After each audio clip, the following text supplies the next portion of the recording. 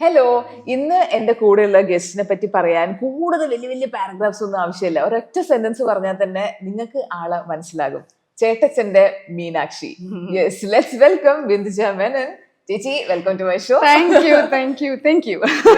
പവിത്രം എന്ന് പറയുന്ന ഒരു സിനിമ 1994 ഇറങ്ങി. ഇപ്പൊ 2024 നോക്കുമ്പോൾ 30 years കഴിഞ്ഞു. ഇത്രയും വർഷം കഴിഞ്ഞിട്ടും ഞങ്ങൾക്ക് ഇപ്പോഴും ചേട്ടച്ചന്റെ മീനാക്ഷിയാണ്. അപ്പം എങ്ങനെ ആ ഒരു സിനിമേനെ എങ്ങനെ ഓർത്തെടുക്കുന്നത്? ഇതല്ലാത്തൊരു ഫസ്റ്റ് ചോദ്യം ഉണ്ടാവണേ എന്നുള്ള പ്രാർത്ഥനയോട് കൂടിയാണ് ഇവിടെ വന്നിരുന്നത്. പക്ഷെ ചോദ്യം ശരിക്കും എനിക്ക് തോന്നുന്നു മോള് പറഞ്ഞ വളരെ ശരിയാണ്. മലയാളികൾ എന്നെ ഓർക്കുന്നത് ബിന്ദുജാമേനൻ എന്നുള്ള പേര് ചേർത്ത് വെച്ചിരിക്കുന്ന സിനിമ പവിത്രവും ചേട്ടച്ചനുമാണ്. അതെ. അപ്പൊ അതൊരു ഭയങ്കര അനുഗ്രഹമായിട്ട് എപ്പോഴും ഫീൽ ചെയ്യാറുണ്ട്. എൻ്റെ മുഖം ആൾക്കാർ മറക്കാതിരിക്കുന്നതിൻ്റെ വൺ ഓഫ് ദി റീസൺസ് എന്ന് പറയുന്നത് അത്രയും ക്ലാസിക് ആയിട്ടുള്ള ഒരു മൂവിയുടെ ഭാഗമായിട്ട് ഇരിക്കാൻ പറ്റിയതിൻ്റെയും അതിനകത്ത് ചേട്ടച്ചനെ പോലുള്ള ഒരു വലിയ വലിയ കലാകാരന്മാരുടെ കൂടെ എൻ്റെ ജീവിതം, അതായത് സിനിമാ ജീവിതം തുടങ്ങാൻ സാധിച്ചതിൻ്റെയും കൂടെയാണ്. ആ സിനിമ എന്ന് പറയുന്നത് ഒരിക്കലും ഔട്ട്ഡേറ്റഡ് ആവാത്തൊരു സിനിമയാണ്. Just because of the story. അതാണല്ലോ അതിൻ്റെ ബാക്ക് ബോൺ എന്ന് പറയുന്നത്. അപ്പോൾ വളരെ കുറച്ച് കഥാപാത്രങ്ങളേ ഉള്ളൂ. ആ സിനിമയിലൂടെ ഒരിക്കലും ഇനിയൊരു 30 കൊല്ലം കഴിഞ്ഞാലും ആ സിനിമ ഇങ്ങനെ തന്നെ നിലനിൽക്കും. അതൊരു എന്താ പറയുക, ലൈഫിൻ്റെ ഒരു turning point for me as an actor, as an artist basically.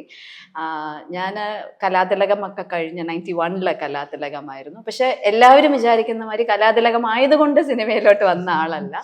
രാജവേട്ടനെ എനിക്കൊരു വളരെ വളരെ കുട്ടിയായിട്ടിരിക്കുമ്പോൾ അറിയാം. ഞാൻ രാജവേട്ടൻ ഇങ്ങനൊരു സിനിമ ചെയ്യുന്നുണ്ട്, മോൾക്ക് ചെയ്യാൻ താല്പര്യമുണ്ട്. അപ്പൊ രാജവേട്ടൻ എന്ന് പറയുന്ന സംവിധായകനിലും പ്രത്യേകിച്ച് അദ്ദേഹത്തിന്റെ കലാകാരൻ എന്ന ആ ഒരു എന്താ പറയുക, അദ്ദേഹം വളരെ ഒരു മിമിക്രി ഒക്കെ ചെയ്യുന്ന ഒരു കലാകാരനാണ്. അപ്പൊ എനിക്ക് കൂടുതലും സ്റ്റേജ് പെർഫോമൻസ് ഒക്കെ ചെയ്തിട്ടാണ് രാജവേട്ടനെ അറിയാവുന്നത്. അങ്ങനെ രാജവേട്ടനോടുള്ളൊരു വിശ്വാസമാണ് പവിത്രത്തിന്റെ ഒരു സ്റ്റാർട്ടിങ് സ്റ്റേജ് എന്ന് പറയുന്നത്. പിന്നെ സിനിമ അന്നത്തെ കഥ പറയുമ്പോൾ എനിക്ക് ഇതൊരു ഭയങ്കര യുണീക്ക് കഥ എന്നല്ലാതെ എനിക്ക് അതിന്റെ ഇൻട്രിക്കസീസ് ഒന്നും മനസ്സിലാവുള്ള പ്രായമൊന്നും ആയിട്ടില്ലല്ലോ. 15 വയസ്സല്ലോ, 16 വയസ്സ് ആക്ച്വലി. അപ്പോൾ രാജവേട്ടൻ പറയുന്നു മോഹൻലാൽ പോലത്തെ ഒരു വലിയ ആക്ടർ. എനിക്ക് എന്നെ ആകർഷിച്ചതിനേക്കാളും കൂടുതൽ സ്റ്റോറി ആകർഷിച്ചിരുന്നു എന്നുള്ള സത്യമാണ്. പിന്നെ രാജവേട്ടനുള്ളൊരു സ്നേഹവും ബഹുമാനവും വളരെയേറെ കൂടുതലുണ്ടായിരുന്നു. ഇത് രണ്ടുമാണ് ആദ്യത്തെ ഫസ്റ്റ് ഘടകം. പിന്നെ ഇപ്പം എല്ലാവരും പറയുന്ന പോലെ ഒരു ലെജൻഡറി ആക്ടർ. എനിക്ക് തോന്നുന്നു മോഹൻലാൽ എന്ന് പറയുന്ന നമ്മളെപ്പോഴും പറയുന്ന ഒരു വ്യക്തി, ഒരു മലയാളികളുടെ സ്വകാര്യ അഹങ്കാരം എന്ന് തന്നെ പറയാവുന്ന ഒരു ആക്ടറാണ്. അദ്ദേഹത്തിൻ്റെ കൂടെ ഈവൻ ഒരു ചെറിയ സീനിൽ അഭിനയിക്കാനും നമ്മൾ എല്ലാവരും റെഡി ആവണം എന്ന് പറയുന്നതിൻ്റെ ഒരു റീസൺ എന്താണെന്ന് വെച്ചാൽ ആ ചെറിയ സീനിന് വേണ്ടി അദ്ദേഹം എടുക്കുന്ന പ്രിപ്പറേഷൻസ്, അദ്ദേഹം എടുക്കുന്ന ചാലഞ്ചസ്. ഇപ്പം എനിക്ക് തന്നെ ഒരുപാട് ചെറിയ ചെറിയ കാര്യങ്ങൾ പറഞ്ഞു തരാനുണ്ടാവും. ഒരു ഷോട്ട് എടുക്കുമ്പം ഞാൻ എന്തൊക്കെ ചെയ്താൽ നന്നാവും, അല്ലെങ്കിൽ നമ്മൾ എന്തൊക്കെ ചെയ്താൽ നന്നാവും എന്നൊക്കെ പറഞ്ഞ് രാജവേട്ടനും അങ്ങനെ തന്നെ. അപ്പോൾ എനിക്ക് പവിത്രത്തിൽ കിട്ടിയ ഒരു ഗുണം എന്ന് പറഞ്ഞാൽ എൻ്റെ സീനിയർ മോസ്റ്റ്, അതായത് ഏറ്റവും സീനിയർ ആയിട്ടുള്ള ആക്ടേഴ്സിൻ്റെ കൂടെ ചെയ്യാനും രാജവേട്ടനെ പോലെ ഒരു ചെറിയ എലമെന്റ് നമ്മളെ കംഫർട്ടബിൾ ആക്കി എടുക്കാൻ പറ്റുന്ന ക്രൂവിൻ്റെ കൂടെ. പിന്നെ ഈ പറഞ്ഞ മാതിരി നമ്മൾ ഈ ആക്ടേഴ്സിന്റെ കാര്യം പറയുന്ന പോലെ തന്നെ പറയേണ്ടതാണ് സന്തോഷ് ശിവൻ എന്ന് പറഞ്ഞ ഗ്രേറ്റസ്റ്റ് ഓഫ് ദ ക്യാമറാമാൻ ഇന്ന് അവൈലബിൾ ആയിട്ടുള്ള. അപ്പോൾ അദ്ദേഹത്തിന്റെ കൂടെ സാബു സിറിൽ എന്ന് പറഞ്ഞ ആർട്ട് ഡയറക്ടർ, ശരത്തേട്ടൻ എന്ന് പറയുന്ന ഇന്നും നമ്മൾ മൂളിക്കൊണ്ട് നടക്കുന്ന പാട്ടുകളുടെ അധിപനായിട്ടുള്ള ശരത്തേട്ടൻ. അങ്ങനെ ഒരുപാട് ലെജൻഡറി ആൾക്കാരുടെ കൂടെ തുടങ്ങാൻ പറ്റിയതിൻ്റെ ഒരു ഗുണം എൻ്റെ സിനിമാ കരിയറിലുടനീളം ഉണ്ടായിട്ടുണ്ട്. അപ്പം പവിത്രം ഒരു മൈൽ സ്റ്റോൺ ആയിട്ട് not only in Malayalam movie, ഒരുപാട് പേര്, എനിക്ക് തമിഴിൽ നിന്ന് ഒരു ഓഫർ വന്ന് പാർത്ഥിപൻ സാറ് ഇതേമാതിരി പവിത്രം കണ്ടിട്ടാണ് ഇങ്ങനെ വേറൊരു പടത്തിന്റെ ആവശ്യത്തിന് വേണ്ടി അങ്ങനെ എന്നെ പലരും സമീപിച്ചിരിക്കുന്നത് പവിത്രം ഒരു മാർക്കിംഗ് പോയിന്റ് ആയിട്ട് വെച്ചിട്ട്. അപ്പൊ ശരിക്കും ഒരുപാട് ജീവിതത്തിൽ ഒരുപാട് നല്ല മെമ്മറീസ്.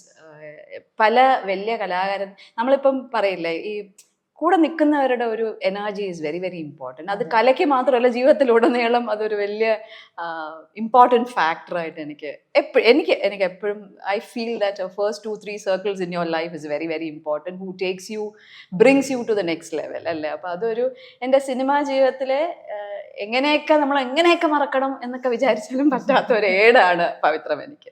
ഇപ്പൊ മീനാക്ഷി ഇപ്പൊ നമ്മൾ ഇൻട്രൊഡക്ഷൻ പറഞ്ഞ പോലെ തന്നെ ഇപ്പൊ എപ്പോഴെങ്കിലും ഈ ഒരു ക്യാരക്ടർ ഭയങ്കര ചേച്ചിക്ക് കുറെ നല്ല നല്ല കാര്യങ്ങൾ കൊണ്ടുവന്നു, ഈവൻ 2024 നമ്മൾ ആ സിനിമയെ പറ്റി സംസാരിക്കുന്നു എങ്കിൽ കൂടി എപ്പോഴെങ്കിലും അതൊരു ബേർഡൻ ആയിട്ടോ അല്ലെങ്കിൽ അതിന്ന് പുറത്ത് ക്യാരക്ടർ ഇല്ല എന്ന് പറയാൻ പറ്റില്ല. To start with, നമുക്ക് the benchmark was so high for me. എൻ്റെ ഒരു ബെഞ്ച് മാർക്ക് സാധാരണ എല്ലാ ന്യൂ കമ്മറിനും ഇങ്ങനെ തുടങ്ങി graph will go very gradually to rise. അപ്പൊ എൻ്റെ graph started from here. So it was very very difficult for me. അതൊന്നും എല്ലാ സിനിമയും ഒരേമാതിരി വരണം എന്ന് നമുക്ക് വിചാരിക്കാൻ പറ്റില്ല.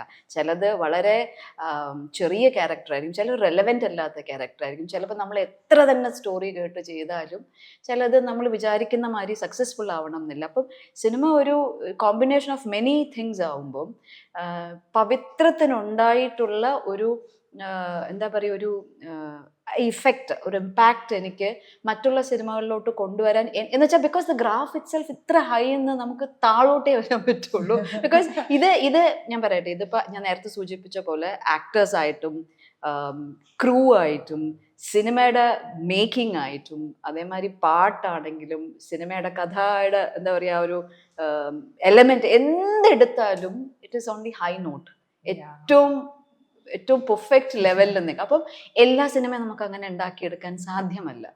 പലതും പല രീതിയിൽ നമ്മൾ എത്രയൊക്കെ പ്ലാൻ ചെയ്താലും ചിലതെല്ലാം അങ്ങോട്ടും ഇങ്ങോട്ടും ഒക്കെ മാറിപ്പോകും. ഫോർ എക്സാമ്പിൾ നമ്മുടെ interview we have been planning എത്ര നാളായിട്ട്, അപ്പം അവിടെ ചെയ്യാം ഇവിടെ ചെയ്യാം. So today is the day for it. അപ്പോൾ it happens for different reasons. അപ്പോൾ ഞാൻ ഒരിക്കലും യുനോ അതൊരു ബേർഡൻ ആയിട്ടല്ല, പക്ഷെ somewhere it was very difficult to cross that. ഇപ്പോഴും you started after 30 years Pavithram. So I'm as an actor ഞാൻ expect ചെയ്യുന്ന അടുത്ത തവണയെങ്കിലും വേറൊരു സിനിമയുടെ ഇപ്പൊ റെലവെന്റ് ആയിട്ടുള്ള കാര്യങ്ങൾ. പക്ഷെ again I have to be realistic ആയിട്ട് പറയണമെങ്കിൽ അതൊരു ജീവിതത്തിന്റെ മനുഷ്യരുടെ സ്നേഹം എനിക്ക് ആവോളം അനുഭവിക്കാൻ പറ്റിയ ഒരു സിനിമ എന്ന് പറഞ്ഞാൽ പവിത്രം തന്നെയാണ്. എത്രയൊക്കെ ഞാൻ നേരത്തെ പറഞ്ഞ പോലെ എത്രയൊക്കെ എന്നെ മാറ്റി നിർത്തിയാലും ഐ ആം ബീങ് എന്തൊക്കെ പറഞ്ഞാലും ചേട്ടച്ചനും മീനാക്ഷിയും പവിത്രവും എന്താ ഇങ്ങനെയാണ്. സോ ഐ അൾട്ടിമേറ്റ്ലി ഞാൻ ഒരിക്കലും ലാൽ സാറെന്നോ ലാലേട്ടാന്നൊന്നും ഞാൻ വിളിച്ചിട്ടേ ഇല്ല. ഐ ഓൾവേസ് കോൾഡ് ഹിം ചേട്ടച്ച. അപ്പം അത് എനിക്ക് തോന്നുന്നു ഞാനും കുറെയൊക്കെ ക്യാരി ഫോർവേഡ് ചെയ്തിട്ട് ഇപ്പോഴും ഞാൻ ചേട്ടച്ചാൻ തന്നെയാണ് വിളിക്കുന്നത് after 30 years. Though I know he has gone beyond that. നമ്മുടെയൊക്കെ ഒരു പാൻ ഇന്ത്യ എന്നല്ല പാൻ വേൾഡ് ഒക്കെ കഴിഞ്ഞു പോയ ആക്ടറാണ്. So I'm still. അപ്പോൾ ഐ തിങ്ക് ഇത് തന്നെയാണ് മലയാളികൾക്കും, കാരണം അതിനെ മറികടന്നിട്ടുള്ള ഒരു ക്യാരക്ടർ എനിക്ക് മലയാളത്തിൽ ഉണ്ടായിട്ടില്ല. അപ്പം ഈവൻ ഇഫ് ഞാൻ ഇപ്പം ഫോർ എക്സാമ്പിൾ സീരിയലിലൊക്കെ ഒരുപാട് നല്ല ക്യാരക്ടേഴ്സ് ചെയ്തിട്ടുണ്ട്. ജ്വാലയായി, മമ്മൂക്കയുടെ ഫസ്റ്റ് പ്രൊഡക്ഷൻ എന്ന് പറയുന്നത് ജ്വാലയായാണ്.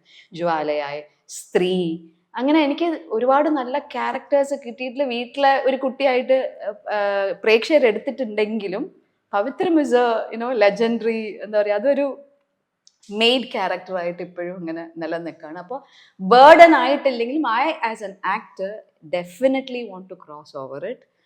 30 കൊല്ലം അതൊരു വലിയ ബാധ്യതയാണ്. അപ്പോൾ ഐ എം ആക്ച്വലി ലുക്കിംഗ്. അതിൻ്റെ ഇടയിൽ കുറേ പ്രോജക്ട്സ് നമ്മൾ സംസാരിച്ചിട്ട് ഒന്നും ശരിയാവാതെ പോയ പ്രോജക്ട്സ് ഉണ്ട്. അതിൻ്റെ ഇടയ്ക്ക് കോവിഡ് എന്ന് പറഞ്ഞൊരു വലിയ മഹാമാരി വന്ന് നമ്മളെ ഒരുപാട് in fact at this point it self കലാകാരന്മാർക്ക് പഴയതുമാതിരി ഒരു റിവൈവൽ ഉണ്ടായിട്ടില്ല. പക്ഷെ എഗെയിൻ അതിനകത്തുണ്ടായ ഒരു നല്ല കാര്യം, സിൻസ് നമ്മളിത് സംസാരിച്ച് വരുന്നതിൻ്റെ കോവിഡ് കാലഘട്ടത്തിൽ നമ്മൾ ഇന്ത്യയിലുള്ള കലാകാരന്മാർക്ക് വേണ്ടിയിട്ട് അത് കലയുടെ കീഴിൽ വരുന്ന എല്ലാ ബ്രാഞ്ച് ഔട്ട്സിനും എല്ലാം including you have been an artist here. അപ്പം കലയിൽ കീഴെ വരുന്ന എല്ലാ ബ്രാഞ്ചിലേക്കും എത്താവുന്ന രീതിയിൽ പ്രൈം മിനിസ്റ്റർ മോഡിയുടെ അദ്ദേഹത്തിൻ്റെ ഒരു ഇനിസിയേഷൻ എന്ന നിലയിൽ ഒരു 1-man എക്സ്പേർട്ട് കമ്മീഷൻ ഉണ്ടായിരുന്നു. അതിൻ്റെ ഭാഗമായിട്ട് അതിൻ്റെ ഓണററി സെക്രട്ടറി ആയിട്ട് എനിക്ക് വർക്ക് ചെയ്യാൻ പറ്റി. സോ ലാസ്റ്റ് 2 to 3 ഇപ്പോൾ ഇത്രയും 4 years ഓളം I M running behind for that. കാരണം ഞാൻ ആലോചിക്കുന്നത് സൊസൈറ്റി ആൻഡ് ദി ഓഡിയൻസ് എനിക്ക് ഒരുപാട് സ്നേഹം തന്നിട്ടുണ്ട്, കയ്യടികൾ തന്നിട്ടുണ്ട്. അതൊക്കെ തന്നെയാണ് നമ്മുടെ ഏറ്റവും വലിയൊരു ഫൗണ്ടേഷൻ എന്ന് പറയുന്നത്. What else I can give back to them. അപ്പൊ അതിന്റെ ഭാഗമായിട്ട് ഇപ്പോഴും നമുക്കറിയാം പല കലാകാരന്മാർക്കും സർവൈവൽ ഒരു വലിയ ബുദ്ധിമുട്ടായിട്ടിരിക്കുന്ന പെർഫോമൻസസിൽ, എസ്പെഷ്യലി സ്റ്റേജ് റിലേറ്റഡ് ആയിട്ട് സംസാരിക്കുകയാണെങ്കിൽ. അപ്പൊ അതിൻ്റെയൊക്കെ ഭാഗമായിട്ട് so I am in another way. ഇപ്പം സിനിമയിൽ പലരും എന്നെ കാണുന്നില്ല എന്ന് തോന്നുന്നുണ്ടെങ്കിൽ അതിൻ്റെയൊക്കെ ഇപ്പുറത്തെ സൈഡിൽ I have been very very എന്താ പറയുക, വളരെ തിരക്കോടുകൂടി വളരെ ആത്മാർത്ഥതയോട് കലാകാരന്മാർക്ക് വേണ്ടിയിട്ടുള്ള ഒരു അവരുടെ ജീവിതം കുറച്ചുകൂടെ സുരക്ഷിതമാക്കി എടുക്കേണ്ടതും നമ്മുടെയും ഗവൺമെന്റിന്റെയും ജനങ്ങളുടെയും ബാധ്യത എന്ന നിലയിൽ ആ ബാധ്യത കുറച്ചൊക്കെ ഞാനും എടുത്തിട്ടുണ്ട്. അപ്പോൾ നമുക്ക് ഈ ഒരു സൈഡ് നമുക്കൊരു ചിലപ്പോൾ സങ്കടം തോന്നണം, ഈ സൈഡ് ഞാൻ കുറച്ചുകൂടെ സ്ട്രോങ് ആക്കിയിട്ടുണ്ടെന്ന് പറയാ. ഇപ്പൊ ചേട്ടച്ചന്റെ കാര്യം പറഞ്ഞപ്പോഴാണ്, ഇപ്പൊ ലാലേട്ടനെ ചേട്ടച്ചൻ എന്നാണ് വിളിക്കുന്നതെന്ന് പറഞ്ഞു. അപ്പം ലാലേട്ടനുമായിട്ടുള്ള ചേച്ചിയുടെ ഒരു ബന്ധത്തെ പറ്റി പറയോ? ആക്ച്വലി ഫസ്റ്റ് സിനിമ പവിത്രം തുടങ്ങുന്നതിന് മുമ്പ് ഞാൻ പല തവണയും പല ഇന്റർവ്യൂസിലും പറഞ്ഞിട്ടുണ്ട്, കമലദളം എന്ന സിനിമയ്ക്കാണ് അദ്ദേഹം ആദ്യമായിട്ട് മുനിഷ ചെയ്ത ക്യാരക്ടർ. പക്ഷെ എനിക്ക് തോന്നുന്നു ഞാനന്ന് എക്സാംസിൻ്റെ ഒക്കെ തിരക്കിലും ഫോർ സം റീസൺ അത് അന്ന് ചെയ്യാൻ പറ്റിയിട്ടുണ്ടായിരുന്നില്ല. അപ്പം എനിക്ക് ചെറിയൊരു പേടിയുണ്ടായിരുന്നു. ഞാൻ ആ സിനിമ അത് full and full dance oriented ആയിട്ട് വന്ന ഒരു മൂവിയാണല്ലോ. അപ്പോൾ അദ്ദേഹത്തിൻ്റെ പ്രൊഡക്ഷനുമായിരുന്നു അത്. അപ്പം ഞാൻ വിചാരിച്ചു ഇനി ഫസ്റ്റ് ഡേ കണ്ടോണ്ടെങ്ങാനും ഭയങ്കര ഒരു വല്ലാത്ത രീതിയിൽ ബിഹേവ് ചെയ്ത് കഴിഞ്ഞില്ല എൻ്റെ ആ ഹോൾ മൂവിയുടെ. പക്ഷെ സോ ജെന്യുവൻലി എന്താ നീ ആ സിനിമ ചെയ്യാത്ത എന്നൊക്കെ ഇങ്ങനെ ചോദിച്ചിട്ടുണ്ട്. അതല്ല, പക്ഷെ ഞാൻ ഇപ്പോഴും ആത്മാർത്ഥമായിട്ട് വിശ്വസിക്കുന്ന ഒരു കാര്യം എന്ന് വെച്ചാൽ ചേട്ടച്ചൻ്റെ ഒരു involvement through out the movie. കാരണം ഞാനൊരു ന്യൂ കമ്മറാണ്. എൻ്റെ മണ്ടത്തരങ്ങൾ കാരണം, എൻ്റെ ശ്രദ്ധയില്ലായ്മ കാരണം ഒക്കെ കുറേ നമുക്ക് ബിക്കോസ് നമുക്ക് അറിഞ്ഞുകൂടാ, നമ്മൾ പുതിയതായിട്ടൊരു സ്ഥലത്തേക്ക് വരികയാണ്. അപ്പൊ അവരുടെ ഒരു ഹെൽപ്പ് ഇല്ലാതെ, അവരുടെ ഒരു മേൽനോട്ടമില്ലാതെ, അവരുടെ കറക്റ്റ് ഗൈഡൻസ് ഇല്ലാതെ പല സീൻസും നന്നാവില്ല. അങ്ങനെ കുറേ സീൻസ്, ഫോർ എക്സാമ്പിൾ പറയുകയാണെങ്കിൽ ഞാൻ എപ്പോഴും ഓർക്കുന്നത്, ഞാനൊരു അതായത് മീനാക്ഷിയുടെ ട്രാൻസിഷൻ കോളേജിൽ പോയതിന് ശേഷം മീനാക്ഷി കുറച്ചുകൂടെ ഒക്കെ ഒരു ജാടയൊക്കെ കാണിച്ചു തുടങ്ങുന്ന ഒരു സമയമുണ്ട്. അപ്പൊ മീനാക്ഷി ഒരു ചെറിയ ചീപ്പ് ഒരു കോമ്പ് വെച്ച് മുടി ഇങ്ങനെ ചെയ്തുകൊണ്ടിരുന്നു. ചേട്ടൻ ചോദിച്ചു, മോളെ ഇതിൻ്റെ കയ്യിൽ ബ്രഷ് വല്ലതും ഉണ്ടോ? ഞാൻ ഉണ്ട്, ഹെയർ ബ്രഷ് എന്തെങ്കിലും ഉണ്ട്. അപ്പൊ ഹെയർ ബ്രഷ്, അപ്പൊ ഞാൻ ഒത്തിരി ചോദിച്ചോട്ട് ഞാൻ ആ ഹെയർ ബ്രഷ് യൂസ് ചെയ്യാൻ തുടങ്ങി. It's A very small transition. അതായത് ഒരു സാധാരണ കോമ്പ് വെച്ച് ചെയ്യുന്നതും കോളേജിലൊക്കെ പോകുമ്പോൾ കുറച്ചും കൂടി നമ്മൾ കുറച്ചുകൂടെ ബാക്കിയുള്ളവർ ചെയ്യുന്നതൊക്കെ കണ്ട് എനിക്കും ഒരു ബ്രഷ്, ഹെയർ ബ്രഷിലേക്കുള്ളൊരു ട്രാൻസിഷൻ നമുക്കുണ്ടാവും എന്നുള്ളത് അദ്ദേഹത്തിൻ്റെ എക്സ്പീരിയൻസ് എന്നാണ് എനിക്ക് മനസ്സിലായി. പിന്നെ ഹി വൈസ്ലി യൂസസ് ഒരുപാട്. ഇപ്പം തോർത്തിട്ട് ആ തോർത്തിനെ എന്തൊക്കെ ചെയ്യാൻ പറ്റുമെന്ന് നമ്മളിങ്ങനെ അത്ഭുതത്തോടു കൂടി പലപ്പോഴും നോക്കി നിന്ന പല അവസ്ഥകൾ എൻ്റെ ഓർമ്മയിൽ ആകെ മൊത്തം ആ ഷൂട്ടിങ്ങിൽ ഞാനിങ്ങനെ അന്തം വിട്ട് കുന്തം വിഴുങ്ങിയിരുന്ന ഒരു സമയം ഈ കാലില് ആണി കുത്തുന്ന ഒരു സീനുണ്ട് അരങ്ങേറ്റ സമയത്ത്. ആണി കുത്തിയിട്ട് ഓടി വന്ന് ഇങ്ങനെ. അപ്പം എൻ്റെ ഡാൻസ് ഒന്നും എടുക്കുമ്പോൾ ചേട്ടൻ ഇല്ല. അപ്പം ഈ സീൻ മാത്രമാണ് അവിടെ ഷൂട്ട് ചെയ്തത്. അപ്പോൾ ചേട്ടച്ചൻ ആണി കുത്തിയിട്ട്, അപ്പം അതായത് ആദ്യത്തെ ബ്രദറിനെ ഞാൻ വിളിക്കുന്നതിനോടൊന്നും വലിയ താല്പര്യമില്ല, അയാൾക്ക് നിന്നെ വേണ്ട, പക്ഷെ എനിക്കാണല്ലോ നിന്നോട് കൂടുതൽ കുറച്ച് പൊസസീവ്നെസ് ഉള്ളതും കൂടെ ടുവാർഡ്സ് മീനാക്ഷിയുള്ള ഒരു പൊസസീവ്നെസ് ആണല്ലോ അദ്ദേഹത്തിനെ എങ്ങനെ ആക്കുന്നത്. അപ്പോൾ അതൊക്കെ ഉള്ളതുകൊണ്ട് ഒരു ഫസ്റ്റ് ഷോട്ടിൽ ഒരു റിയാക്ഷൻ കാണിച്ചു. ഞാനിങ്ങനെ കുറച്ച് നേരം ഇയാളുടെ മുഖത്ത് കൂടെ എന്തൊക്കെയോ ഭഗവാനെ ഒരു സെക്കൻഡ് കൂടെ ഇങ്ങനെ മിന്നിമായി നമ്മളിങ്ങനെ തൊട്ടടുത്ത് നിൽക്കുമ്പോൾ we are transform into another world. അങ്ങനെ മിന്നിമായി ഒരു സെക്കൻഡ് കൊണ്ടൊക്കെ. പക്ഷെ ഞാനിങ്ങനെ അങ്ങനെ നിന്നപ്പോൾ ഞാൻ ഒരു സെക്കൻഡ് എടുത്തു അതിന്റെ ഡയലോഗ് തിരിച്ച് പറയാം. അപ്പൊ രാജീവേട്ടൻ മിന്ദുജ, അപ്പൊ ഞാൻ ഓക്കെ സോ ദാറ്റ് വാസ് ആ ഷോട്ട് ഉപയോഗിക്കാൻ പറ്റില്ല. എനിക്കത് ഭയങ്കര വിഷമമാണ്. ഞാൻ കാരണമാണ് ആ ഷോട്ട് ഉപയോഗിക്കാൻ പറ്റാത്തത്. റീടേക്ക് പോകേണ്ടി വന്നു. പക്ഷെ other than that I was very very determined.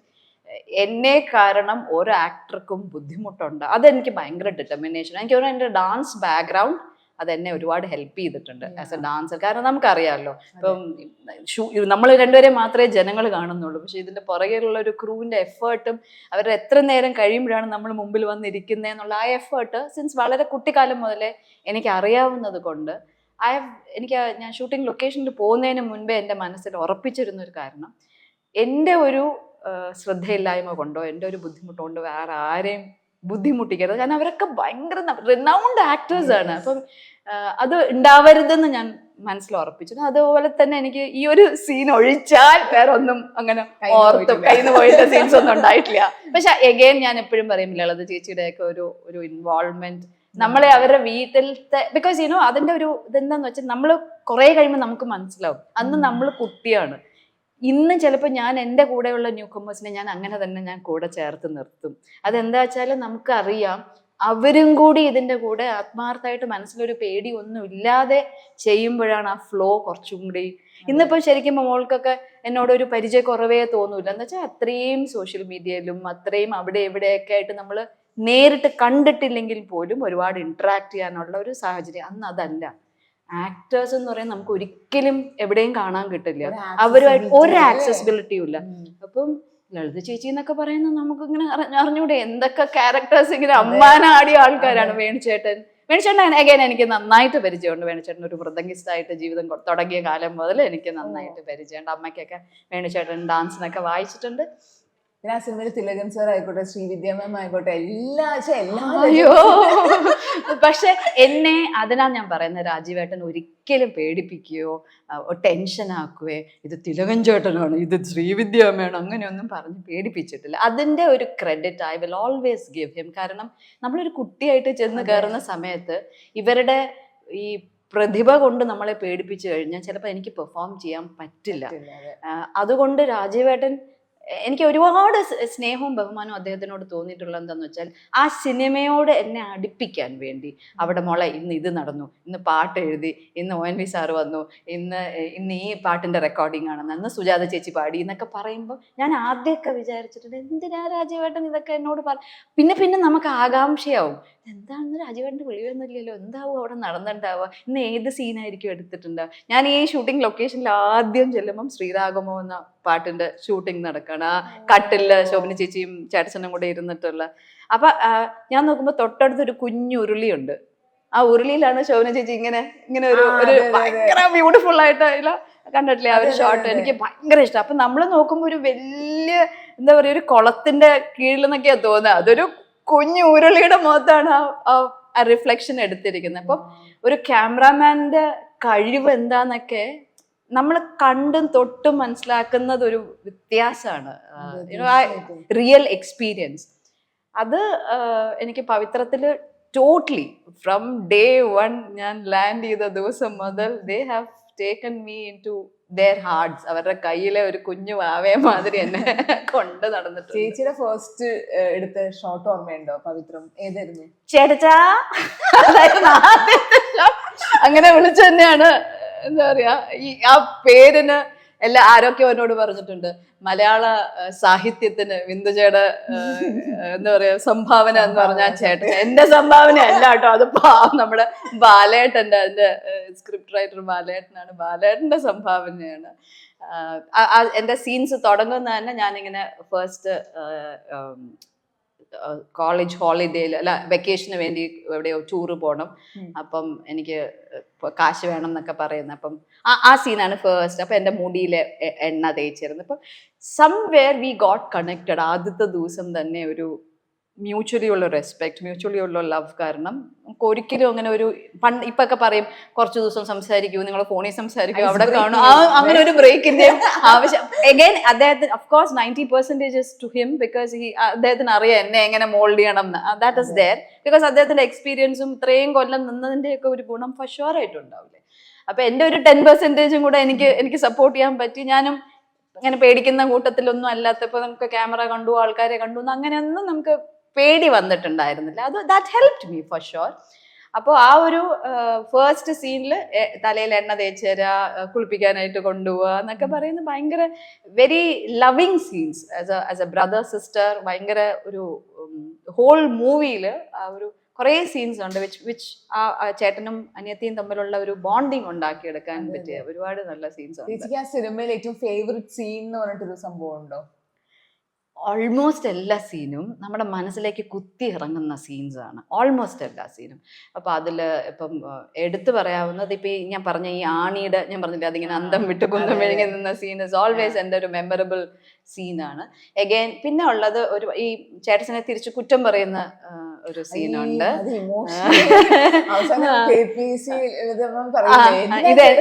ഇത് കേട്ടോണ്ടിരിക്കുന്നത് ഇത് നമ്മുടെ മീനാക്ഷി അല്ല എന്ന് പറഞ്ഞിട്ട് ചേട്ടൻ ഇറങ്ങി പോകുന്നു. അവിടെയൊക്കെ ഞാൻ ശ്രദ്ധിച്ച ഒരുപാട് കാര്യം, നമ്മള് ഈ കേൾക്കുന്ന വോയിസ് മോഡുലേഷൻ ഒന്നും ചിലപ്പോൾ ഷൂട്ടിംഗ് സമയത്ത് ഉണ്ടാവില്ല. ഇപ്പം മീനാക്ഷി എന്നൊക്കെ പറയുന്നത് വളരെ കടിച്ചു പിടിച്ചേ പറയുള്ളൂ. എന്നിട്ട് അതൊന്നും നമുക്കറിയില്ലല്ലോ. ഞാൻ പറയുന്നത് ഇപ്പം എനിക്കറിയായിരിക്കും, അന്ന് എനിക്ക് ഒന്നും അറിഞ്ഞൂടാ. അപ്പൊ ഞാൻ നിലവിളിച്ചഭിനയാണ്. We don't know, right? So and nobody stopped me. അതാ അതിന്റെ വ്യത്യാസം ഞാൻ പറഞ്ഞത്. അവർക്ക് ആസ് ആൻ ആക്ടർ അവർക്ക് അറിയാം ഇതിന്റെ ആവശ്യമില്ല. You only need to perform. എന്താ പറയാ, മുഖത്തിലേക്ക് വരണം, അല്ലാതെ വോയിസിൽ ഇങ്ങനെ കിടന്ന് ബഹളത്തിന്റെ ആവശ്യമില്ല എന്ന് അവരാരും എന്നെ സ്റ്റോപ്പ് ചെയ്തതേ ഇല്ല. Because they didn't want to stop me, so that എൻ്റെ കഴിവിന്റെ പരമാവധി പെർഫോമൻസ് പുറത്തേക്ക് വരട്ടെ എന്നായിരിക്കാം അവർ ധരിച്ചിരിക്കുന്നത്. അപ്പം ശരിക്കും കുറേ സീൻസിൽ ഐ സ്റ്റിൽ റിമെമ്പർ മോളിൽ നിന്ന് ചാടുന്ന സീൻ, ഞാൻ ഭയങ്കര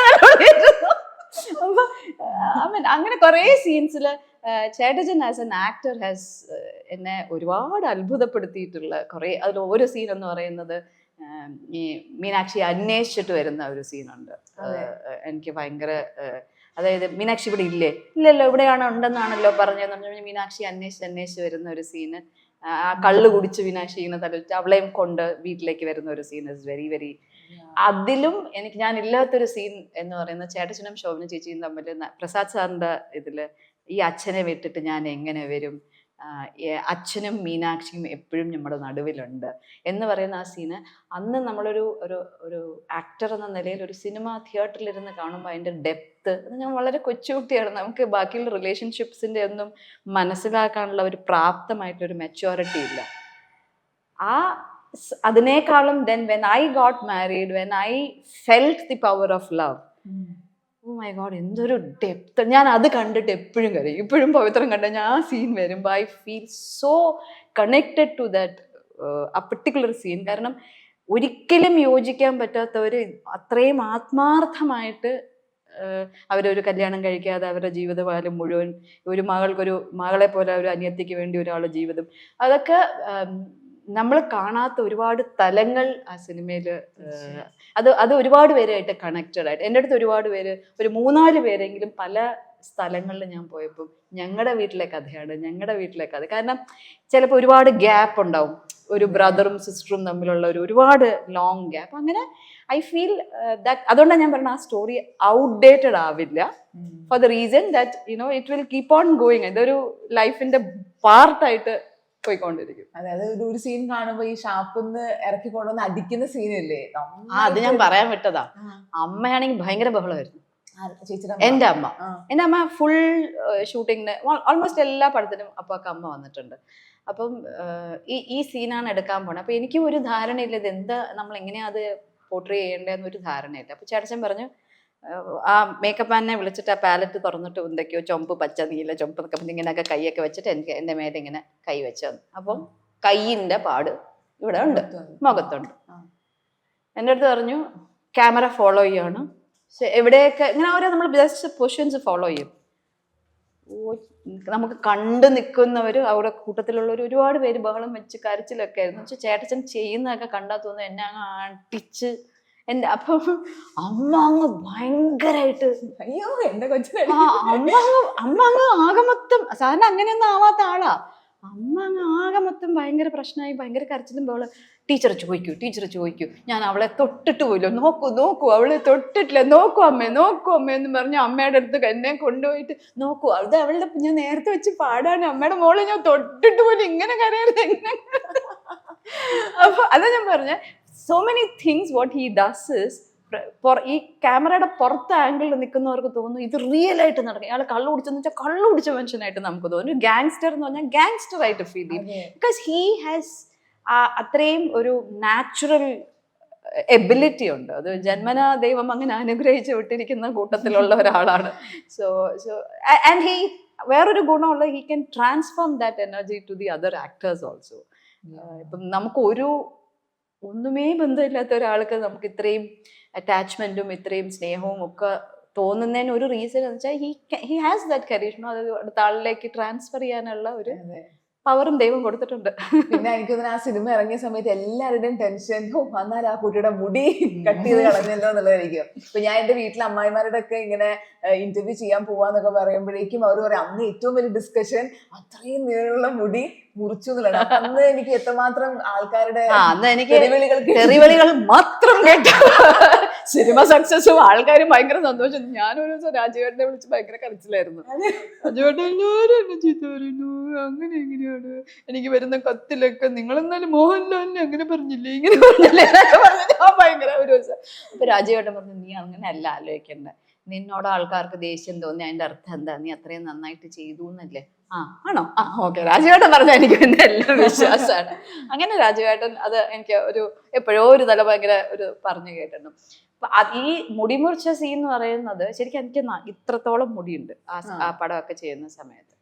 അപ്പോൾ ഈ എൻ്റെ ഹെയർ ഡ്രസ്സർ എന്ന് പറഞ്ഞിട്ട് ഒരു പത്മിനി എന്ന് പറഞ്ഞൊരു ലേഡി ആയിരുന്നു. അവര് തമിഴത്തിയാണ്. അവരെന്നും പറയും, എന്നമ്മ ഇവളോ മുടി വെച്ചിട്ട് എന്നാ പാടുപെടുന്നത്. ഇത് കുഞ്ഞു നമ്മൾ ഈ ആഫ്രിക്കൻ ബ്രെയ്ഡ് മാതിരി ചെയ്ത് ഇത് ഫുൾ ഇതിനകത്തോട്ട് കയറ്റി അതിന്റെ മുകളിൽ ഇത്രയും കട്ട് ഷോർട്ട് വിഗ് വെക്കണം, കുഞ്ഞു വിഗ്. അപ്പൊ എനിക്കും പാടാണ്, ഇത് എന്നെ കൂടി എപ്പോഴും വരുന്നുള്ളതെന്ന് വെച്ചാൽ നമുക്ക് ഇത്രയും മുടി ഒരു ക്യാപ്പിലേക്ക് കയറ്റുന്ന മാതിരിയാണ്. അപ്പൊ എനിക്ക് നിറച്ച് മുടിയുള്ള സമയമാണ്. എത്ര മണിക്കൂർ എടുത്തു ഇതൊക്കെ? എല്ലാ ദിവസവും ഒരു 1.5 മണിക്കൂർ വിഗ് വെക്കണമെങ്കിൽ വേണം. കാരണം ഇത്രയും മുടി വെച്ച് സ്ലൈഡ് ചെയ്ത് ഇന്നാണെങ്കിൽ കുറച്ചുകൂടെ സിമ്പിൾ ആയിരിക്കും, because you have that much of facilities. അന്ന് അതല്ലല്ലോ സ്ഥിതി. സോ അത് ആ മുടിയിലോട്ട് തന്നെ വരാൻ ഒരുപാട് ട്രയൽസ് ഒക്കെ ചെയ്തിട്ട് പല ടൈപ്സ് ഓഫ് വിഗ് കൊണ്ടുവന്ന് കേളി അങ്ങനെ പലതും ട്രൈ ചെയ്തിട്ടാണ് അതിൽ ഈ ഷോർട്ട് ഹെയറിലേക്ക് വന്നത്. Because you should look natural, എന്നാൽ മുടി മുറിച്ച മാതിരിയും ഫീൽ ചെയ്യണം. അങ്ങനെയാണ് അതിലേക്ക് രാജുവേട്ടൻ ഫിക്സ് ചെയ്യുന്നത്. പത്മിനിക്ക് എന്നും ക്രിബിങ് ആയിരുന്നു. എന്നും പറയും, അമ്മ കൊഞ്ചം മുടി വെട്ടിക്കിടങ്ങ ഏതൊക്കെ ഇവളെ കൊണ്ട് നടക്കറിങ് എന്നൊക്കെ ഇങ്ങനെ പറയും. പക്ഷെ പാവം നല്ല സ്ത്രീയാണ് അവര്. She has done Har job so well. ഞാൻ പറയാൻ വന്നത് ഈ മുടിയുടെ മുറിച്ച സീൻസ് ഞാൻ പവിത്രം ശരിക്കും പറഞ്ഞാൽ പ്രിവ്യൂ കാണുമ്പോൾ എനിക്ക് ഒന്നും മനസ്സിലായിട്ടില്ല. കാരണം ഞാൻ വേറെ ഏതോ ലോകത്തായിരുന്നു, എനിക്ക് ഒന്നും മനസ്സിലായി. അയ്യേ അതെന്താ ഇങ്ങനെ, അയ്യേ ഇതെന്താ ഇങ്ങനെ എന്നൊക്കെ നമ്മൾ ആദ്യമായിട്ട് കാണുകയല്ലേ. അത് കഴിഞ്ഞിട്ട് ഞാൻ തിയേറ്ററിൽ സിനിമ കാണാൻ പോയപ്പം ഒരു വയസ്സായ ആള് ഈ മുടിമുറിക്കുന്ന സീൻ കണ്ടപ്പോൾ ഞാൻ പറയുന്നുണ്ടെന്ന് അയാൾ എന്നെ നോക്കി പറയാത്ത തെറിയില്ല. അയാൾ എന്നെ ചീത്തയോ ചീത്ത. അപ്പം അത്രയും ഇമ്പാക്ട് ആ സിനിമയ്ക്കും ആ സ്പെഷ്യലി ഇത് സീൻ ഉണ്ടായിട്ടുണ്ടെന്ന് എനിക്ക് എൻ്റെ ലൈവ് എക്സ്പീരിയൻസിൽ എനിക്ക് മനസ്സിലാക്കാൻ സാധിച്ചിട്ടുണ്ട്. പിന്നെ ഒരുപാട് അമ്മൂമ്മമാർക്ക്, എല്ലാവർക്കും മുടി എന്ന് പറയുമ്പോൾ കുറച്ചും കൂടെ വയസ്സായിട്ടുള്ളവർക്കാണല്ലോ താല്പര്യം കൂടുതൽ. എന്നാലും എൻ്റെ കുട്ടിയെ ഇങ്ങനെ മുടി പറിച്ചു കളഞ്ഞു എന്നൊക്കെ ചോദിച്ചിട്ട് ഒരുപാട് പേര് ചോദിക്കാറുണ്ട്. ഇൻഫാക്ട് ഇപ്പോഴും ആൾക്കാർ പുറത്തെവിടെയും കാണും, എന്തിനാ മുടി മുറിച്ച് കളഞ്ഞ എന്നൊക്കെയാണ് ചോദിക്കുന്നത്. ഞാൻ മുടി മുറിച്ച് കളയുന്ന അത് കുറച്ച് കഴിയുമ്പോൾ വയസ്സാകുമ്പോ കൂടെ പോകുന്നതാന്ന് മനസ്സിലാവും. പിന്നെ ആ കാലഘട്ടത്തിൽ കത്തുകളാണല്ലോ. ഇപ്പൊ പിന്നെ നമ്മുടെ ഇൻസ്റ്റാഗ്രാം അല്ലെങ്കിൽ ഫേസ്ബുക്ക് അങ്ങനെയൊക്കെ നമുക്ക് അങ്ങോട്ടും കൂടെ കോൺടാക്ട് ചെയ്യാം. പക്ഷെ അന്നെന്ന് വെച്ചാൽ കത്തുകളല്ലേ എഴുതണേ. അപ്പൊ ഈ പവിത്രം സിനിമ കഴിഞ്ഞിട്ട് ചേച്ചിയുടെ കത്തുകളുടെ എണ്ണം ഈ ചാക്കിൽ കെട്ടിക്കൊണ്ട് ആക്ച്വലി ഇനീഷ്യൽ സ്റ്റേജസിൽ അങ്ങനെ തന്നെയായിരുന്നു. പോസ്റ്റ്മാനൊക്കെ അവസാനം ദേഷ്യം വരാൻ തുടങ്ങിയൊക്കെ ഒരു കാലം ഉണ്ടായിരുന്നു. പക്ഷെ ഈ പറഞ്ഞ മാതിരി നമുക്ക് this all new experience for you as an actor. നമ്മൾ ഇതൊന്നും പ്രതീക്ഷിക്കുന്നില്ല. ഇതെല്ലാം അഡീഷണൽ ബോണ്ട്. ഈ സ്നേഹം, ആൾക്കാരുടെ സ്നേഹം ഇന്നും ആഫ്റ്റർ 30 years ഒരു സ്നേഹം എന്ന് പറയുന്ന അഡീഷണൽ ബോണസ് ആണ്. ആസ് എൻ ആക്ടർ ഒരു ആർട്ടിസ്റ്റിന് കിട്ടുന്ന ഒരു അനുഗ്രഹമാണ്. അതെനിക്ക് ഐ തിങ്ക് കത്തിലൂടെ ഒരുപാട് കിട്ടിയ ഒരു വ്യക്തിയാണ് ഞാൻ. എനിക്ക് തോന്നുന്നു എൻ്റെ എല്ലാരും പറയും കേരള തനിമയുള്ള മുഖം, ബിക്കോസ് മുണ്ടും വേഷ്ടി അങ്ങനെ ശരിക്കും ഒരു ടിപ്പിക്കൽ. ഇത് പറയാൻ വേണ്ടിയിട്ടാണ് ഞാൻ പറഞ്ഞത്. അല്ല അന്നേ ഞാൻ വിചാരിക്കുകയാണ് ഈ മറ്റേ പ്രേമലേഖനങ്ങൾ പ്രേമലേഖനങ്ങളുണ്ട്, പക്ഷെ ആരും പിന്നെ പ്രൊസീഡ് ചെയ്തില്ല. അവിടെ എനിക്കൊരു ചെറിയ വിഷമമുണ്ട്, ആരും പ്രൊസീഡ്. പക്ഷെ വേറെ കുറെ ഇൻസിഡൻസ് വെൻ പീപ്പിൾ വീട്ടിലേക്കൊക്കെ വന്ന് വീട്ടിൽ തന്നെ നിൽക്കുക, നമ്മളെ പുറത്തിറക്കാതെ നമ്മളെ അങ്ങനെയൊക്കെ കുറച്ച് പ്രശ്നങ്ങളൊക്കെ ആ കാലത്തൊക്കെ ഉണ്ടായിട്ടുണ്ട്. പക്ഷെ ഐ സ്റ്റിൽ ഫീൽ അതൊക്കെ എന്തോ ഭാഗ്യത്തിന് ആ സിനിമയുടെ സക്സസിന്റെ ഭാഗമായിട്ട് വന്ന് അതൊന്നും എൻ്റെ തലയിലോട്ട് കയറ്റേണ്ട ഇതുണ്ടായിട്ടില്ല. I think I feel so blessed. അതിനൊക്കെ അത്രയും സ്നേഹം ഇന്നും അനുഭവിക്കാൻ ഉള്ള ഒരു യോഗം പവിത്രത്തിലൂടെ അതാ ഞാൻ പറഞ്ഞത്, I have earned so many things from Pavithram. ഇപ്പോഴും that is a good thing. ഇപ്പോഴും ആൾക്കാരുടെ മനസ്സിനകത്ത് ഞാൻ ഒരു ആക്ടറായിട്ട് ഇരിക്കുന്നതിന്റെ ഒരു മൂല കാരണം എന്ന് പറയുന്നത് പവിത്രം തന്നെയാണ്. ഇപ്പൊ ആ സിനിമയിൽ ലെജൻസിന്റെ കൂടെ ഇഷ്ടംപോലെ ആളുകളുടെ കൂടെ വർക്ക് ചെയ്തു. അപ്പൊ എപ്പോഴെങ്കിലും നീ ആ ഡയലോഗ് പറഞ്ഞ അങ്ങനെയല്ല ഇങ്ങനെ പറയാ, അല്ലെങ്കിൽ നീ ഇങ്ങനെ നിൽക്ക്, അങ്ങനെയൊക്കെ കുറെ കറക്ഷൻസ് ഒക്കെ ചെയ്തു തന്നിട്ടുള്ള ആരായിരിക്കും? അങ്ങനെയല്ല, അവർ ലെജൻസ് ആവുന്നതിന്റെ ഒരു റീസൺ ഇങ്ങനെ ചെയ്യാം അങ്ങനെ ചെയ്യാം എന്ന് പറയാറില്ല. അവരാരും അങ്ങനെ പറയൂല. ഞാൻ ഇങ്ങനെയാണ് ചെയ്തത് എന്ന് പറയും. അപ്പം നമ്മൾ ഇഫ് ഇൻ കേസ് നമ്മൾ ഇത് ആ ഡയലോഗ് നമുക്കൊരു രീതിയിലാണ് ഡെലിവറി ചെയ്യാൻ നമ്മൾ ഉദ്ദേശിക്കുന്നത്, നമ്മളത് പറഞ്ഞാൽ കൊള്ളാം ഇത് ഇങ്ങനെയും കൂടെ ചെയ്താലോ, that's why they are legends. എന്ന് വെച്ചാൽ ഒരിക്കലും they don't force you to do like this. അതുകൊണ്ടാണ് നമുക്ക് പല സീൻസിലും നമ്മളായിട്ട് എനിക്ക് എപ്പോഴും ആകെ ഒരു സങ്കടം തോന്നിയിട്ടില്ല. ഇത്രയും പല കാര്യങ്ങളിലും രാജവേട്ടനെ മീൻസ് ഇൻ ദ സെൻസ് ഇതിങ്ങനെ ചെയ്ത അങ്ങനെ എന്നൊക്കെ പറഞ്ഞ് രാജവേട്ടൻ എന്നെ ഡബ് ചെയ്യാൻ ഒരിക്കലും വിളിച്ചിട്ടുണ്ടായിരുന്നില്ല. അന്ന് എന്താന്ന് വെച്ചാൽ അതിന് രാജവേട്ടനെ കുറ്റമൊന്നും നമുക്ക് പറയാൻ പറ്റില്ല. രാജവേട്ടൻ ആ കാലഘട്ടത്തിൽ ഫീമെയിൽ ആക്ടേഴ്സിന് ഡബിങ് ചെയ്യാണ് പതിവ്. മെയിൽ ആക്ടേഴ്സ് എല്ലാവരും അവരവരുടെ വോയിസ് കൊടുക്കും. ഇത്രയും മോശമാണെങ്കിലും നല്ലതാണെങ്കിലും എല്ലാവരുടെയും voice. Only female actors was dubbed. എനിക്ക് എന്നും ആ സിനിമയുടെ ഒരു എൻ്റെ ഭാഗത്തു നിന്നുള്ള എൻ്റെ കോൺട്രിബ്യൂഷൻ്റെ ഞാൻ വിചാരിക്കും I should have dubbed. Because എനിക്ക് അങ്ങനെയൊക്കെ ഉള്ള ഒരു വോയിസിന് അങ്ങനെ ഒരു മോശമില്ലാത്തൊരു വോയിസ് എന്നാണ് എൻ്റെ വിശ്വാസം. ബട്ട് ഐ തിങ്ക് അത് ഐ വിൽ ഓൾവേസ് ഒരിക്കലും ഇനി അത് കറക്റ്റ് ചെയ്യാൻ പറ്റാത്ത പ്രശ്നമാണ്. പക്ഷെ ഐ തിങ്ക് അത് ഇനി വരുന്ന newcomers, why I'm saying this here is newcomers, ഇനി വരുന്ന എല്ലാവരും ഈ പറഞ്ഞ മാതിരി അവനവൻ്റെ വോയിസിൽ ഡബ് ചെയ്യുമ്പം നമ്മൾ കൊടുക്കണം എന്ന് പറഞ്ഞ് വിചാരിക്കുന്ന അതേ ഇമ്പാക്റ്റിൽ നമുക്കത് ചെയ്യാൻ പറ്റും. സോ ഇപ്പോഴത്തെ ഇപ്പോഴും ഞാൻ പറയാതെ തന്നെ ഒരുപാട് പേര് ഡബ് ചെയ്യുന്നുണ്ട്. പക്ഷെ ആരെങ്കിലും ലാംഗ്വേജ് പ്രശ്നം കൊണ്ട് ഡബ് ചെയ്യാൻ I think they should also start dubbing it. It will help ക്യാരക്ടറിനെ 80% to 100% കൊണ്ടുവരാൻ. എന്ന് പറഞ്ഞാൽ ഡബിങ് ആർട്ടിസ്റ്റ് ആരെയും കുറ്റമൊന്നും അല്ല പറയുന്നത്. പക്ഷെ നമുക്ക് ആസ് എൻ ആക്ടർ അത് നിന്ന് തിരിഞ്ഞു നമ്മളിപ്പോൾ എത്രയോ പ്രാവശ്യം ആ സിനിമ ഇതെന്നല്ല എന്ത് സിനിമയും നമ്മൾ കാണുമ്പോൾ നമുക്ക് തോന്നും അത് അവിടെ ഇത് കുറച്ചും കൂടി നന്നാക്കാം, ഈ സീൻ കുറച്ചുകൂടി നന്നാക്കാമായിരുന്നു എന്നൊക്കെ നമുക്ക് തോന്നണം. I think that is a good thing. എൻ്റെ ഒരു പേഴ്സണൽ ഫേവററ്റ് ഒരു സിനിമയാണ് പിൻഗാമി. അപ്പം ആ സിനിമയിൽ ചേച്ചി ചെയ്ത ഒരു ക്യാരക്ടറും എനിക്ക് ഭയങ്കര ഇഷ്ടമാണ് ആ ക്യാരക്ടറും ആ സിനിമയും കേട്ടോ. അപ്പൊ പിൻഗാമിയിലേക്ക് വന്നതിനെ പറ്റിയിട്ട് പറയൂ, ആ റോൾ എങ്ങനെയാണ് ചേച്ചിനെ തേടിയിരിക്കുന്നത്? അഗൈൻ ചേട്ടച്ചന്റെ അനിയത്തിയായിട്ട് ജനങ്ങള് അങ്ങ് എന്താ പറയാ ബ്ലോക്ക്ഡ് മീ ആസ് എൻ ചേട്ടച്ചന്റെ അനിയത്തി എന്ന്. അപ്പൊ ഒരു ദിവസം സത്യേട്ടൻ വിളിച്ചിട്ട്, സത്യനന്ദിക്കാട് അദ്ദേഹം വിളിച്ചിട്ട് ഇങ്ങനെ ഒരു ക്യാമിയോ റോളാണ്. അപ്പം ഞാനിങ്ങനെ അത് വേണോ അതിങ്ങനെ നമ്മൾ ഉടനെ ആലോചിക്കും. അന്നൊക്കെ ചെറിയ ക്യാരക്ടർ ചെയ്യുന്ന എല്ലാവരും ഒന്ന് ആലോചിക്കും. അപ്പോൾ ഉടനെ അദ്ദേഹം എന്നോട് പറഞ്ഞു, മോളെ നീ മമ്മൂട്ടിയും മോഹൻലാലും രണ്ടുപേരും എൻ്റെ സിനിമയിലെ ക്യാമിയോ റോൾസ് ചെയ്തിട്ടുണ്ട്. മറ്റേ എൻ്റെ ഗാന്ധിനഗർ 2nd Street മമ്മൂക്ക വന്നിട്ട് ഒരു റോൾ ചെയ്തിട്ടുണ്ട്. അപ്പോൾ അത്രയും പ്രാതിനിധ്യം ഉള്ളതുകൊണ്ടാണ് എനിക്ക് നീ തന്നെ ചെയ്യണം എന്ന്. എനിക്ക് സത്യേട്ടനോടുള്ള ഏറ്റവും വലിയ റെസ്പെക്റ്റ് എന്ന് പറയുന്നത് ആ സിനിമയിൽ ഒരു കുഞ്ഞു ക്യാരക്ടറാണ് ഞാൻ ചെയ്തിരിക്കുന്നത്. പക്ഷെ ആ സിനിമയുടെ ഫുൾ സ്റ്റോറി എനിക്ക് സത്യേട്ടൻ പറഞ്ഞു തന്നിരുന്നു ഞാൻ ലൊക്കേഷനിൽ പോയ സമയം. നമ്മൾ സത്യനന്ദിക്കാട് എന്നൊക്കെ പറയുന്ന ആ ഡയറക്ടറിനെ അത്രയും ആരാധനയോടുകൂടി കണ്ടിട്ടാണല്ലോ നമ്മൾ ലൊക്കേഷനിലെത്തുക. അന്ന് എഗൈൻ ഞാൻ പറയണേ, എഗൈൻ ആം എ ന്യൂ കർമ്മർ, അത് 3ാമത്തെ സിനിമ എന്തോ ആണ്.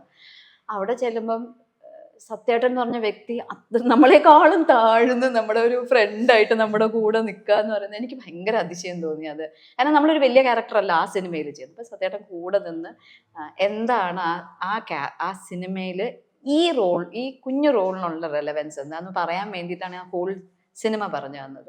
പിന്നെ ചേട്ടച്ചൻ്റെ എഗൈൻ ഒരു സിസ്റ്ററായിട്ട് എന്ന് പറയുമ്പം ഞാൻ ചേട്ടനോട് ചോദിച്ചു ഞാൻ ചെയ്യണോ, നീ ചെയ്യണോ, അതിലേ ഞാൻ വിളിച്ചേ. അപ്പോൾ ചേട്ടച്ചൻ്റെ പ്രൊഡക്ഷനാണത്.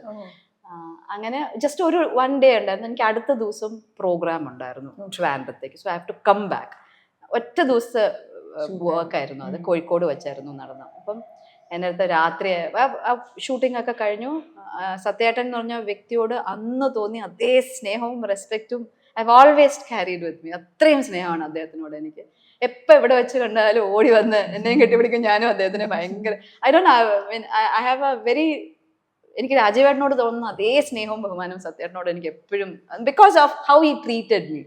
ഒരു ന്യൂ കമ്മർ ആയിട്ടോ അല്ലെങ്കിൽ ഒരു ചെറിയൊരു ക്യാരക്ടർ ചെയ്യാൻ വന്ന ആളായിട്ടല്ലാതെ, അതെനിക്ക് തോന്നുന്നു അതുകൊണ്ടാണ് അദ്ദേഹത്തിന്റെ സിനിമകളിൽ എപ്പോഴും നമുക്ക് കാണാൻ പറ്റുന്ന ഒരു ബഞ്ച് ഓഫ് ആക്ടേഴ്സ് ഇല്ല. അത് അവർ എന്നും കൂടെ നിൽക്കുന്ന സത്യേട്ടൻ്റെ ഈ ഒരു ക്യാരക്ടർ കൊണ്ടാണ്.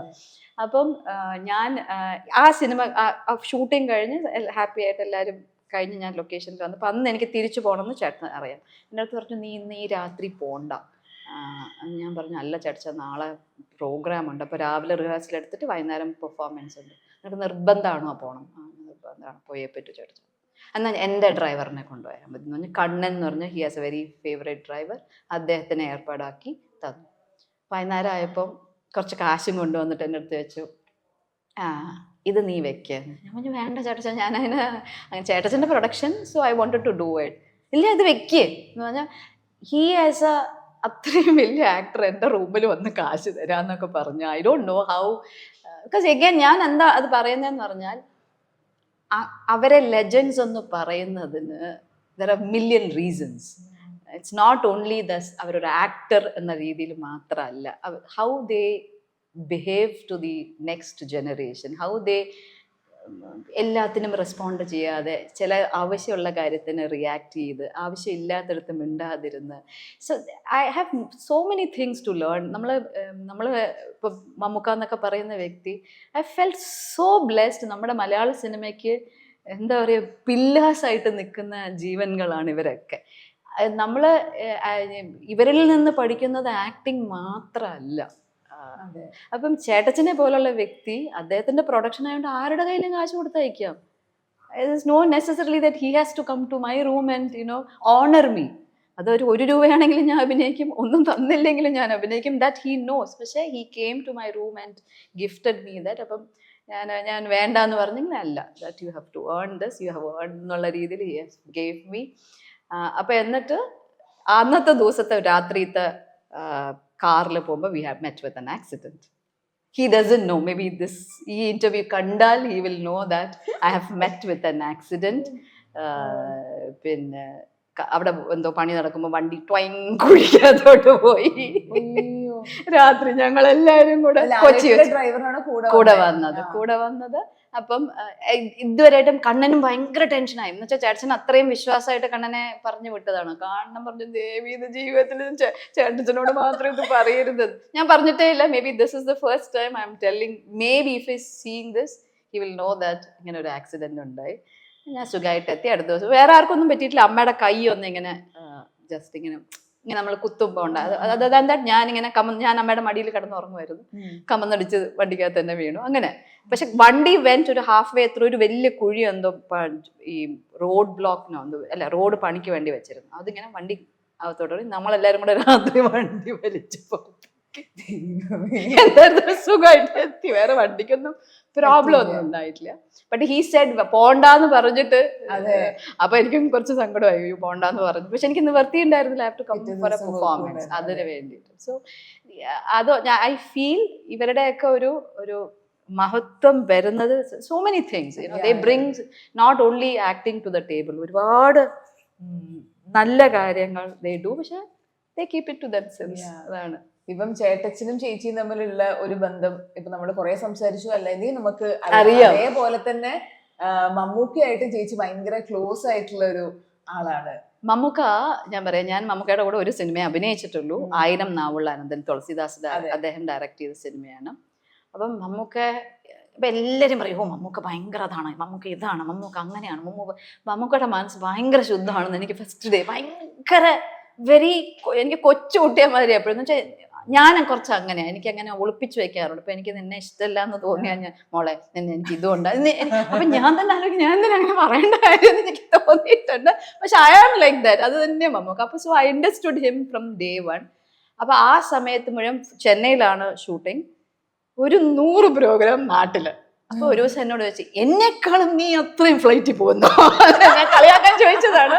നമുക്ക് എൻ്റെ അടുത്ത് അങ്ങനെ ഒരു പ്രാവശ്യം ഈ ഷൂട്ടിങ്ങിന്റെ ഇടയിൽ നീ ഇത് എത്ര പ്രാവശ്യം നാട്ടിൽ പോകുന്നു. അപ്പൊ നമുക്ക് ഈ ഷൂട്ടിങ് ഇങ്ങനെ നീണ്ടു പോകുന്നു. അത്രയും ദിവസം നമുക്ക് പ്രോഗ്രാംസ് ഒക്കെ എല്ലാവരും കമ്മിറ്റഡ് ആയിരിക്കുമല്ലോ നേരത്തെ. സ്പെഷ്യലി അന്ന് എനിക്ക് തോന്നുന്നു ഞാൻ ഈ ഡാൻസർ കം ആക്ടർ വളരെ കുറവാണ്. ഇന്ന് ഇപ്പൊ എല്ലാവരും ഡാൻസേഴ്സ് ആണ്. അന്ന് അങ്ങനെയല്ല. മേ ബി വളരെ കുറച്ച് ആക്ടേഴ്സ് അങ്ങനെയുള്ളൂ. So I had lot of dancing opportunities. അപ്പൊ അങ്ങനെ ഒരു പ്രാവശ്യം ചോദിച്ചിട്ടുണ്ട്. പിന്നെ നമുക്ക് ഇങ്ങനെ കുറേ പ്രാവശ്യം എൻ്റെ ബോഡി ലാംഗ്വേജിൽ ഞാൻ ഇരിക്കുന്ന വിധം അതൊക്കെ കൊണ്ട് എല്ലാവരും വിചാരിക്കും ഞാൻ അങ്ങനെ കാലുമേ കാല് കയറ്റിയാണ് എപ്പോഴും നമുക്ക് ഇരിക്കുന്നത്. അപ്പൊ ഇങ്ങനെ he was communicating to me. പറയുമായിരുന്നു ഇങ്ങനെ ഞാൻ ഇരിക്കുന്ന വിധത്തിൽ ആൾക്കാർ വിചാരിക്കുക എനിക്ക് വിചാരം. പക്ഷെ സച്ച് ഡാർലിംഗ് ആണ്. പക്ഷെ അന്ന് communication was not there. Hello hi നമസ്തേ മമ്മൂക്ക കഴിഞ്ഞു അങ്ങനെ.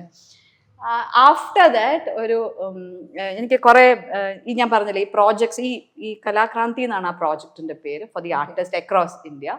അതിൻ്റെയൊക്കെ ആവശ്യത്തിന് മമ്മൂക്കയെ വിളിക്കുമ്പം he had some genuine concerns and ഈ പ്രോബ്ലത്തിനുള്ള സൊല്യൂഷൻസ് പറഞ്ഞു തരാനും നമ്മൾ എന്ത് കാര്യം ചോദിച്ചാലും പറഞ്ഞു തരാനും അത് ചിലപ്പോൾ ഒരു വാക്കുകൊണ്ട് ഒരു നോട്ടം കൊണ്ട് നമ്മളിലേക്ക് എത്തിക്കാനുള്ള ഒരു ശ്രമം. ഞാൻ നേരത്തെ പറഞ്ഞ മാതിരി അവർക്കൊന്നും അതിൻ്റെ ആവശ്യമില്ല. നമ്മളോട് കമ്മ്യൂണിക്കേറ്റ് ചെയ്യേണ്ട ആവശ്യമില്ല, പക്ഷെ ദേ ടേക്ക് ദാറ്റ് എഫേർട്ട്. ഇപ്പം നമ്മളൊന്ന് വിളിച്ചാൽ അതിന് ഒരു ഉത്തരം പറയാനുള്ള ഒരു മനസ്സ്. അപ്പോൾ എനിക്കങ്ങ് ഇപ്പം ഐ റിയലി ലൈക്ക് അത്രയും സ്നേഹവും ബഹുമാനവും അദ്ദേഹത്തിനോടുണ്ട്. ഒരു എന്താ പറയുക, എനിക്ക് തോന്നുന്നു എഗൈൻ ഇപ്പോഴാണ് അദ്ദേഹവും കുറച്ച് ലൈറ്റായിട്ട്, പണ്ടൊക്കെ നമുക്കുണ്ട് അങ്ങനെ അല്ല, ഇപ്പം നമുക്ക് ഭയങ്കര ജോവിയലാണ്, ഭയങ്കര ഹാപ്പി ഗോയിങ് ഒരു പേഴ്സൺ ആയിട്ടല്ലേ നമ്മളിപ്പോൾ എല്ലായിടത്തും കാണുന്നത്. അല്ല എനിക്ക് ഡെയിലി ഇന്ററാക്ഷൻ ഒന്നും ഇല്ല അദ്ദേഹമായിട്ട്, പക്ഷെ whenever you ask him something, whenever you want to communicate something, he is there, you will get a message or a reply from him. അതൊരു എനിക്ക് ഭയങ്കര അതിശയമായിട്ട് തോന്നിയിട്ടുണ്ട്. കാരണം ഇവരുടെ തിരക്കെന്ന് പറയുന്നത് നമ്മൾ വിചാരിക്കാൻ പറ്റാത്ത അത്രയും തിരക്കുണ്ട്, പക്ഷെ അതിൻ്റെ ഇടയിലും they know how to maintain the relationship with. അതൊരു ഭയങ്കര അനുഗ്രഹമായിട്ട് തോന്നിയിട്ടുണ്ട്. അതേപോലെ മമ്മൂക്കയുടെ നായികയാവാനോ എന്തോ വിളിച്ചോ ഒരു കഥ ഞങ്ങൾ കേട്ടിരുന്നു. അത് ഇതേമാതിരി ഒരു ദിവസം എൻ്റെ അടുത്ത് ചോദിച്ചു, നീ അല്ല അപ്പം എന്താണ് നിൻ്റെ അടുത്ത പരിപാടി, അങ്ങനെയൊക്കെ നമ്മൾ ചുമ്മാ കാഷ്വൽ ടോക്സ് ഈ ഷൂട്ടിങ്ങിൻ്റെ ബ്രേക്സിൻ്റെ ഒക്കെ ഇടയിലുണ്ടാവും. എൻ്റെ നായികയായിട്ട് അഭിനയിക്കാൻ വിളിച്ചാൽ നീ വരുമോ? ഇപ്പം ഞാൻ വെച്ചാൽ ഇങ്ങനെ ചോദിക്കുമ്പോൾ നമ്മളെന്ത് വരും, നമ്മളെ കളിയാക്കാൻ വേണ്ടി വിളിക്കാന്നത്. അപ്പം ഞാൻ വെറുതെ പറയണ്ട മമ്മൂക്ക്, ഞാനൊന്നും വരുമൊന്നുമില്ല എന്ന് ഞാൻ ചുമ്മാ അങ്ങനെ അങ്ങ് പറഞ്ഞു പോയി. അത് ഈ ചോദ്യം നമുക്ക് അങ്ങനെ, ഞാനിങ്ങനെ ഒരു കഥ കേട്ടു, ഇങ്ങനെ ഒരു ക്യാരക്ടർ ഉണ്ട്, നീ ചെയ്യുമോന്നല്ല ചോദിക്കുന്നത്. അങ്ങനെ ആ ഒരു സീരിയസ് ആയിട്ടല്ലേ ചോദിച്ചു. എൻ്റെ അടുത്ത് ചോദിച്ചത് നീ അങ്ങനെ ഒരു കളിയാക്കുന്ന മാതിരി ചോദിച്ചപ്പോൾ ഞാൻ എന്നെ ശരിക്കും കളിയാക്കാന്ന് വിചാരിച്ചിട്ട് ഞാൻ പറഞ്ഞു, ഞാനെങ്ങും വരൂല മമ്മൂക്കയുടെ നായികയായിട്ട്. കാലത്തിന് അതിതായിരുന്നു ഈ പടമായിരുന്നു, ഉദ്യാനപാലകനെ കാവേരി ചെയ്ത പടം. അപ്പൊ ഇല്ല, ഐ എം നോട്ട് ഡെസ്റ്റിൻ. അങ്ങനെ എനിക്ക് തോന്നുന്നു ഞാൻ ഈ കോമ്പറ്റീഷൻസിനൊക്കെ പോയിട്ട് വിന്നും ചെയ്തിട്ടുണ്ട്, അതേമാതിരി ഫെയിലും ആയിട്ടുണ്ട്. സോ ഇറ്റ് ഡസൻറ്റ് അങ്ങനെ ഹേർട്ട് ആവാറില്ല. പക്ഷെ ഐ തിങ്ക് കാവേരിക്ക് ഡെസ്റ്റിൻഡ് ആയിട്ടുള്ള ഒരു റോളാണ് അത്. അപ്പൊ അതുകൊണ്ട് ഞാൻ അവസാനം പിന്നെ മമ്മൂക്കനെ കണ്ടപ്പോ പറഞ്ഞില്ലേ പറയണമെന്നൊക്കെ ഉണ്ടായിരുന്നു ഞാൻ അങ്ങനെ. പക്ഷെ എഗൈൻ ഈ പറഞ്ഞ മാതിരി നമുക്ക് അവരോടൊരു ഭയഭക്തി കഴിഞ്ഞിട്ടുള്ളൊരു ബഹുമാനമുണ്ട്, ഒരു സ്നേഹമുണ്ട്, ഒരു ആത്മാർത്ഥമായിട്ടുള്ളൊരു എനിക്ക് അത് പലപ്പോഴും ആക്ടേഴ്സിനോട് ജനങ്ങൾക്കുണ്ടാവുന്ന ഒരു ഇത് എനിക്ക് അങ്ങനെ തോന്നിയിട്ടുണ്ട് കേട്ടോ. ഭയങ്കര ജെനുവിൻ സ്നേഹം.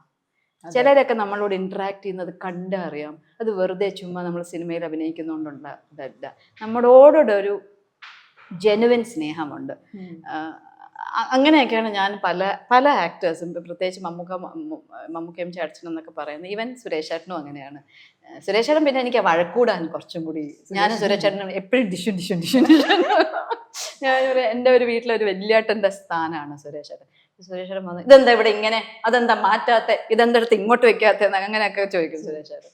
അപ്പൊ ഞാൻ അതെന്താ അവിടെ ഇരുന്നാണ് ഞാൻ സുരേഷ് ചേട്ടൻ എപ്പോഴും അടിയാണ്. രാധിക ചേച്ചി നടുവിൽ റെഫറി ആയിട്ട് ഞാൻ ഇപ്പൊ ചേച്ചി എടുത്താണ് എപ്പോഴും, ചേട്ടാ ഇങ്ങനെ പറഞ്ഞു എൻ്റെ അടുത്ത്, അങ്ങനെ ചെയ്യാൻ പറഞ്ഞു, ഇങ്ങനെ. ഞാൻ രാധിക ചേച്ചി എടുത്ത ഒരു റെഫറി സ്ഥാനം രാധിക ചേച്ചി. കുട്ടികളെല്ലാവരും എപ്പോഴും വളരെ കുഞ്ഞുമക്കളായിരിക്കുമ്പോൾ എപ്പോഴും വീട്ടിലൊക്കെ വരും. തൊട്ടടുത്ത വീടാണ്. മോള് 2 കുട്ടികളും ഇവിടെ ഡാൻസ് പഠിച്ചിട്ടുണ്ട്. രാധിക ചേച്ചിയും ക്ലാസ് പഠിക്കാൻ ഡാൻസിന് വേണ്ടിയിട്ട് വരും. അപ്പോൾ ഒരു ആക്ടർ റിലേഷൻഷിപ്പ് അല്ല സുരേഷ് ഏട്ടനായിട്ടുള്ളത്. അതുകൊണ്ട് ഈ പറഞ്ഞ മാതിരി എനിക്കങ്ങനെ പേടിയോ അങ്ങനത്തെ അല്ല. സുരേഷ് ശരിക്കും നമ്മുടെ വീട്ടിലൊരാൾ വഴക്കൂടും, ചീത്ത പറയും. ഞാനും നേഹയുടെ കാര്യങ്ങൾ തന്നെ. ഇപ്പം ഞാൻ നേഹ കഷ്ടകാലത്തിന് വന്നിട്ട് സുരേഷ് ചേട്ടനെ കണ്ടില്ലേ, അതെന്താ എന്നെ കാണാതെ പോയത്, അങ്ങനെയൊക്കെ പിണങ്ങുന്ന കൂട്ടത്തിലൊക്കെ. അപ്പൊ അങ്ങനെ കുറച്ചും കൂടി ഒരു ലിറ്റിൽ മോർ ഫാമിലി ഓറിയന്റഡ് ആണ്. പക്ഷെ എനിക്ക് ബാക്കി അവിടെ ചേട്ടനും മമ്മൂക്കയും പോലെ അല്ല, എനിക്ക് കുറച്ചും കൂടി ഫാമിലി ഓറിയന്റഡ് ആയിട്ട് എനിക്ക് സുരേഷ് ചേട്ടനോടാണ് ബന്ധം. So I keep hold of all that. അത് ഞാൻ എൻ്റെ ജീവിതത്തിന്റെ ഏറ്റവും സന്തോഷ എന്താ പറയുക നിമിഷങ്ങളായിട്ട് മനസ്സിൽ കൊണ്ട് നടക്കാറുണ്ട്.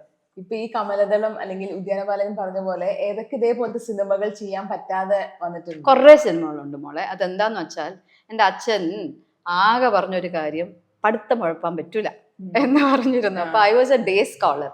ഈ അഭിനയിച്ച എല്ലാ സിനിമയും ഞാൻ ഡേ സ്കോളറായിട്ട് കോളേജിലും പഠിക്കുന്ന സമയത്താണ് സിനിമകൾ മുഴുവൻ അഭിനയിച്ചത്. ഒരുപാട് സിനിമ, ഞാൻ കെ ബാലചന്ദ്രന്റെ സിനിമ മിസ് ചെയ്ത ആളാണ്. പറയാൻ തുടങ്ങിയ കുറേ സിനിമകളുണ്ട്. കാബൂളി ബാല ഞാൻ മിസ് ചെയ്ത പടമാണ്. അങ്ങനെ കുറേ അതാ പറഞ്ഞു. അപ്പം for missing in the sense I would miss ചെയ്ത കാബൂളി ഇപ്പൊ തന്നെ ആയില്ലോ. കാബൂളിവാല, കമലദളം, ഉദ്യാനപാലകൻ, കെ ബാലചന്ദ്രന്റെ ഒരു മൂവി. അത് ശരിക്കും പറഞ്ഞാൽ എഗൈൻ പവിത്രം ഷൂട്ട് ചെയ്തുകൊണ്ടിരിക്കുന്ന സമയത്താണ് അദ്ദേഹത്തിന്റെ ഒരു മെസ്സേജ് വന്നത്. അപ്പൊ ഞാൻ വിചാരിച്ചു എനിക്ക് തന്നെ അറിഞ്ഞൂടെ ഞാൻ ആസ് ആൻ ആക്ടർ നന്നാവോ. അപ്പൊ I was not ready to accept a Tamil movie at that time mentally. കാരണം എനിക്ക് അറിഞ്ഞൂടാ whether I'm a good actor, whether I will be എന്താ പറയുക ഗുഡ് ഫോർ അതാ പറഞ്ഞ. ഇപ്പൊ ഒക്കെ ആരും അങ്ങനെ നോക്കാറില്ല, which is one way good. പിന്നെ ഞാൻ മിസ് ചെയ്ത ഒരു പടം നമ്മുടെ പാർത്ഥിപന്റെ ഒരു മൂവി ഞാൻ മിസ് ചെയ്തിട്ടുണ്ട്. അങ്ങനെ മിസ്സിംഗ് ലോങ് ലിസ്റ്റ് ഉണ്ട്. അഭിനയിച്ചതിനേക്കാളും കൂടുതൽ മിസ് ചെയ്തിട്ടുണ്ട്. ആ സമയത്തൊക്കെ ഒരുപാട് മിസ് ചെയ്തിട്ടുണ്ട്. പിന്നെ ഈ പറഞ്ഞ മാതിരി ഇൻഫാക്ട് ഈ കോവിഡ് സമയത്ത് കുറേ മൂവീസ് നമ്മൾ പ്ലാൻ ഔട്ട് ചെയ്തിട്ട് ഒരു അറ്റ്ലീസ്റ്റ് 4 മൂവി നടന്നിട്ടില്ല. അപ്പൊ എനിക്ക് മിസ്സിംഗ് ആണ് കുറച്ച് കൂടുതൽ than doing four varied reasons. ഓരോ തവണ ഓരോ റീസൺസ് ആണ്. പക്ഷെ I think ultimately when something comes to me, it comes at its best. അതുകൊണ്ട് I'm still happy about it.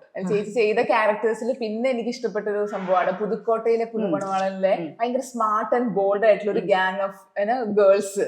അപ്പൊ ശരിക്കും അന്നത്തെ കാലത്ത് ഈ സ്മാർട്ട് ആൻഡ് ബോൾഡ് എന്ന് പറയുന്ന ഗേൾസ് തന്നെ ആ സിനിമയിൽ കാണിച്ച പോലെ തന്നെ ആണോ ആ കാലത്തും?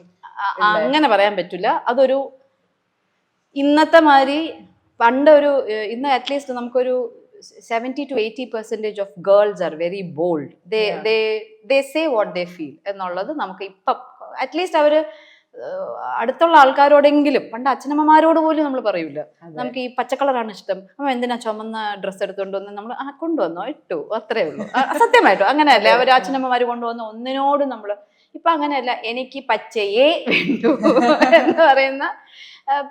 അപ്പം ആ മൂവിയെ സംബന്ധിച്ചിടത്തോളം എനിക്ക് റാഫി മെക്കാർട്ടൻ എന്ന് പറയുന്ന റാഫി പ്രത്യേകിച്ച് എനിക്കതിനകത്ത് ജയറാമേട്ടനെ പൊടപട്ടി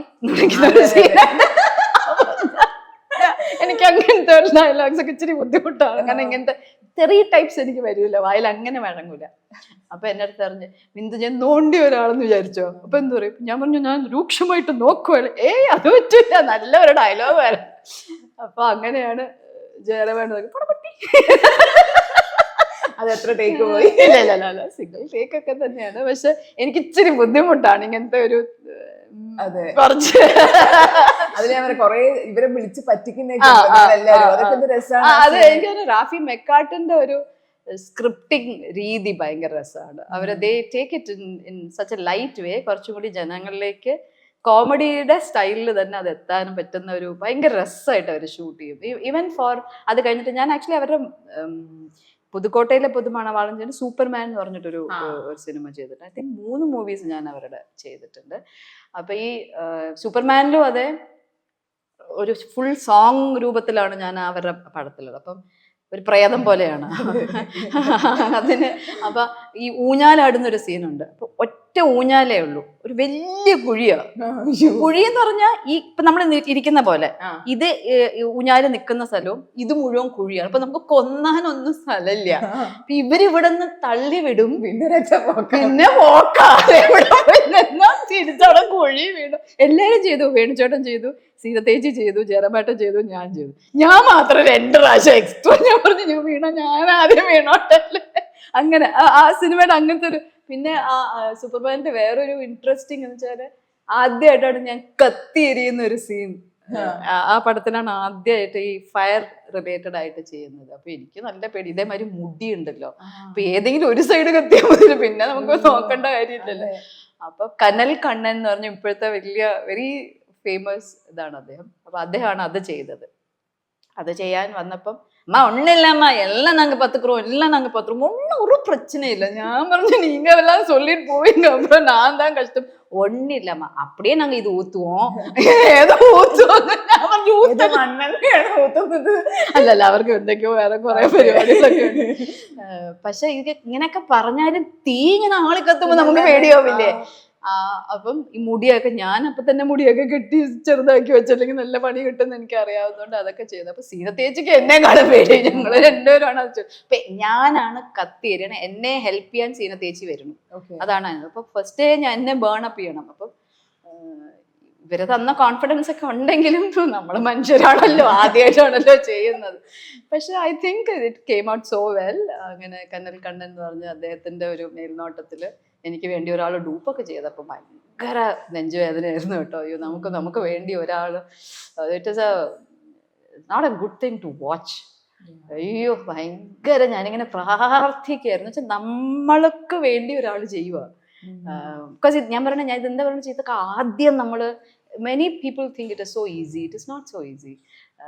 നമ്മളൊരു സിനിമയില് ഒരു ക്യാരക്ടർ പോർട്രേ ചെയ്യുമ്പോൾ ആ ക്യാരക്ടറിലൂടെ കുറേ ആൾക്കാരും ട്രാവൽ ചെയ്യുന്നുണ്ട്, നോയിങ്ലി അൺനോയിങ്ലി. ഇപ്പൊ ഈ ഫ്രെയിമിൽ വരുന്ന എല്ലാവരെയും നമുക്ക് കാണാൻ പറ്റും, ഫ്രെയിമിന്റെ അകത്ത് നിൽക്കുന്ന ഒരുപാട് പേരുണ്ട് ആ ക്യാരക്ടറിനെ സപ്പോർട്ട്, ജസ്റ്റ് ആ സിംഗിൾ ക്യാരക്ടറിനെ സപ്പോർട്ട് ചെയ്യാൻ വേണ്ടി. എനിക്ക് അദ്ദേഹത്തിനോട് എന്ത് പറയണം എന്നൊക്കെ കരച്ചിൽ വന്നിട്ട് ഭയങ്കരമായിട്ട് അങ്ങ് നമുക്ക് വിഷമം വരും. കാരണം നമ്മുടെ സീൻ നന്നാക്കാൻ വേണ്ടി ഒരാൾ ബേൺ ആവാണ്, അയാൾക്ക് എന്ത് സംഭവിച്ചാലും വി ആർ ഓൾസോ റെസ്പോൺസിബിൾ എന്നൊരു തോട്ടൊക്കെ നമുക്ക് വരും. സോ അത് കണ്ട് സന്തോഷിച്ചതൊന്നുമില്ല, പക്ഷെ it was A real experience. ലൈഫിൽ ആദ്യമായിട്ടാണ് അത് കാണുന്നത്. അങ്ങനെ ഞാൻ പറയാം, എനിക്ക് സിനിമ ഒരുപാട് നല്ല തോട്ട്ഫുൾ മൂമെന്റ്സ് തന്നിട്ടുണ്ട് ലൈഫിൽ. അതെ, ഇവ ശരിക്കും ആ കാലഘട്ടത്തെ ഏറ്റവും ഫേമസ് ആയ ഡയറക്ടേഴ്സിന്റെ കൂടെയൊക്കെ ചേച്ചി വർക്ക് ചെയ്തു. ഇപ്പൊ നമ്മൾ സത്യനന്ദിക്കാടിനെ പറഞ്ഞു, റാഫി മെക്കാട്ടൻ പറഞ്ഞു, അതേപോലെ എടുത്തു കൊണ്ട ഒരാളാണ് പത്മരാജൻ എന്ന് പറയുന്ന ഡയറക്ടർ. അപ്പം അദ്ദേഹത്തിന്റെ കൂടെ വർക്ക് ചെയ്ത ഒരു എക്സ്പീരിയൻസ് പറയാം. സത്യം പറഞ്ഞാൽ അദ്ദേഹം ഒരു വലിയ ഡയറക്ടറാണെന്ന് എനിക്ക് അറിഞ്ഞൂടെ, അതാണ് സത്യം പറഞ്ഞ. ബിക്കോസ് എന്താ വെച്ചാൽ അദ്ദേഹത്തിന്റെ മകൾ മാധു ഞാനും സെയിം ബാച്ച്, ഡാൻസ് ക്ലാസ്സിൽ അമ്മയുടെ ക്ലാസ്സിൽ ഞാനും മാധുവും സെയിം ബാച്ച്. അപ്പം മാധുവിന്റെ അച്ഛൻ ആരോ ഒരാള് സിനിമയില്, അങ്ങനെ അത്ര എനിക്ക് അറിയാവുള്ളൂ. അത് സിനിമയിലത്തെ എന്താന്ന് പോലും എനിക്ക് അറിഞ്ഞൂടാ. അപ്പൊ എവറി സാറ്റർഡേ സൺഡേ മാധുവിന്റെ വീട്ടിൽ പോയി താമസിക്കുന്നത് ഒരു ഭയങ്കര എക്സൈറ്റ്മെന്റ് ആണ്. എന്ന് വെച്ചാൽ എനിക്ക് മാധുവിന്റെ കുറേ ക്രിയേറ്റീവ്, നന്നായിട്ട് വരയ്ക്കും അവള്. ഞാൻ ആദ്യമായിട്ട് എൻ്റെ കൂടെ ഉള്ള ഒരാൾ വരയ്ക്കുന്നത് കാണുന്നത് മാധു വരയ്ക്കുന്നതാണ്. അപ്പം ഇങ്ങനെ അതിശയമാണ് എങ്ങനെ ഒരാൾക്ക് വരയ്ക്കാൻ പറ്റുന്നതെന്നൊക്കെ. അപ്പം ഈ ഡ്രോയിങ്സ് ഒക്കെ ഇങ്ങനെ എക്സിബിറ്റ് ചെയ്യും. അപ്പൊ അങ്കിള് വളരെ ക്വൈറ്റ് ആയിട്ടുള്ള ഒരാളാണ്, അങ്ങനെ അധികം ഭയങ്കര ബഹളമൊന്നും സംസാരിക്കുന്ന ആളല്ല. അപ്പൊ അങ്കിള് ഇങ്ങനെ അവിടെ ഇരിക്കുമ്പോൾ എൻ്റെ ധാരണ ഈ താടി കൂടെ എന്തൊരു സാധനം വരും, അതെന്താന്ന് എനിക്ക് അറിഞ്ഞൂടാ. എന്റെ കുട്ടിക്കാലത്ത് ധാരണ ഇങ്ങനെ ഇരുന്നിട്ട് അങ്കിൾ ഇങ്ങനെ ചിന്തിക്കും, ഇങ്ങനെയൊക്കെ ആക്കുമ്പം ഇതിൽ കൂടെ എന്തോ വലിയ തോട്ട്സ് ആണ് വരുന്നത്. എനിക്കിപ്പോഴും അത് I can vaguely memorise that. I feel അത് എന്തോ ഒരു അങ്ങനെയാണ് സ്റ്റോറിയൊക്കെ അങ്ങേര് ഉണ്ടാക്കുന്നത് എന്നൊക്കെ. ചുമ്മാ നമ്മൾ ഈ കുട്ടിക്കാലത്ത് ഉണ്ടാകുന്ന ഒരു റാൻഡം തോട്ട്സ് ഒക്കെ ഇല്ലേ. അങ്ങനെ മാധുവിന്റെ കൂടെ എല്ലാ സാറ്റർഡേ സൺഡേ പോകുമ്പോൾ അങ്കിൾ ഇങ്ങനെ വന്നോ, ഇത് ഒരു 2-3 ക്വസ്റ്റ്യൻസ് ഉണ്ട്, വന്നോ, എന്താ കഴിച്ചേ, ഇത് ഇങ്ങനെ ക്വസ്റ്റ്യൻസ്. അപ്പോൾ ഒരു ദിവസം എൻ്റെ അടുത്ത് ചോദിച്ചു, ഇങ്ങനെ നിനക്ക് നൊമ്പരത്തി പൂ എന്ന് പറഞ്ഞ സിനിമ ചെയ്യുന്നത് എഗെയിൻ ശാസ്ത്രമംഗലം അടുത്ത് എവിടെയാണ് ലൊക്കേഷൻ, അവിടെ മാധവിയുടെയും ലാലു അലക്സിന്റെയും മകളാണ്, നീ ചെയ്യോ? ചെയ്യാം. എനിക്കത് സിനിമയാണെന്നോ മാധവി എന്ന് പറഞ്ഞൊരു വലിയ ആക്ട്രസ് ആണെന്നോ അതൊന്നും നമുക്ക് അതിന്റെ വലിപ്പങ്ങൾ അറിയുന്നില്ല. You know them as an actor and all, അതിന്റെ വലിപ്പം അതറിയില്ല.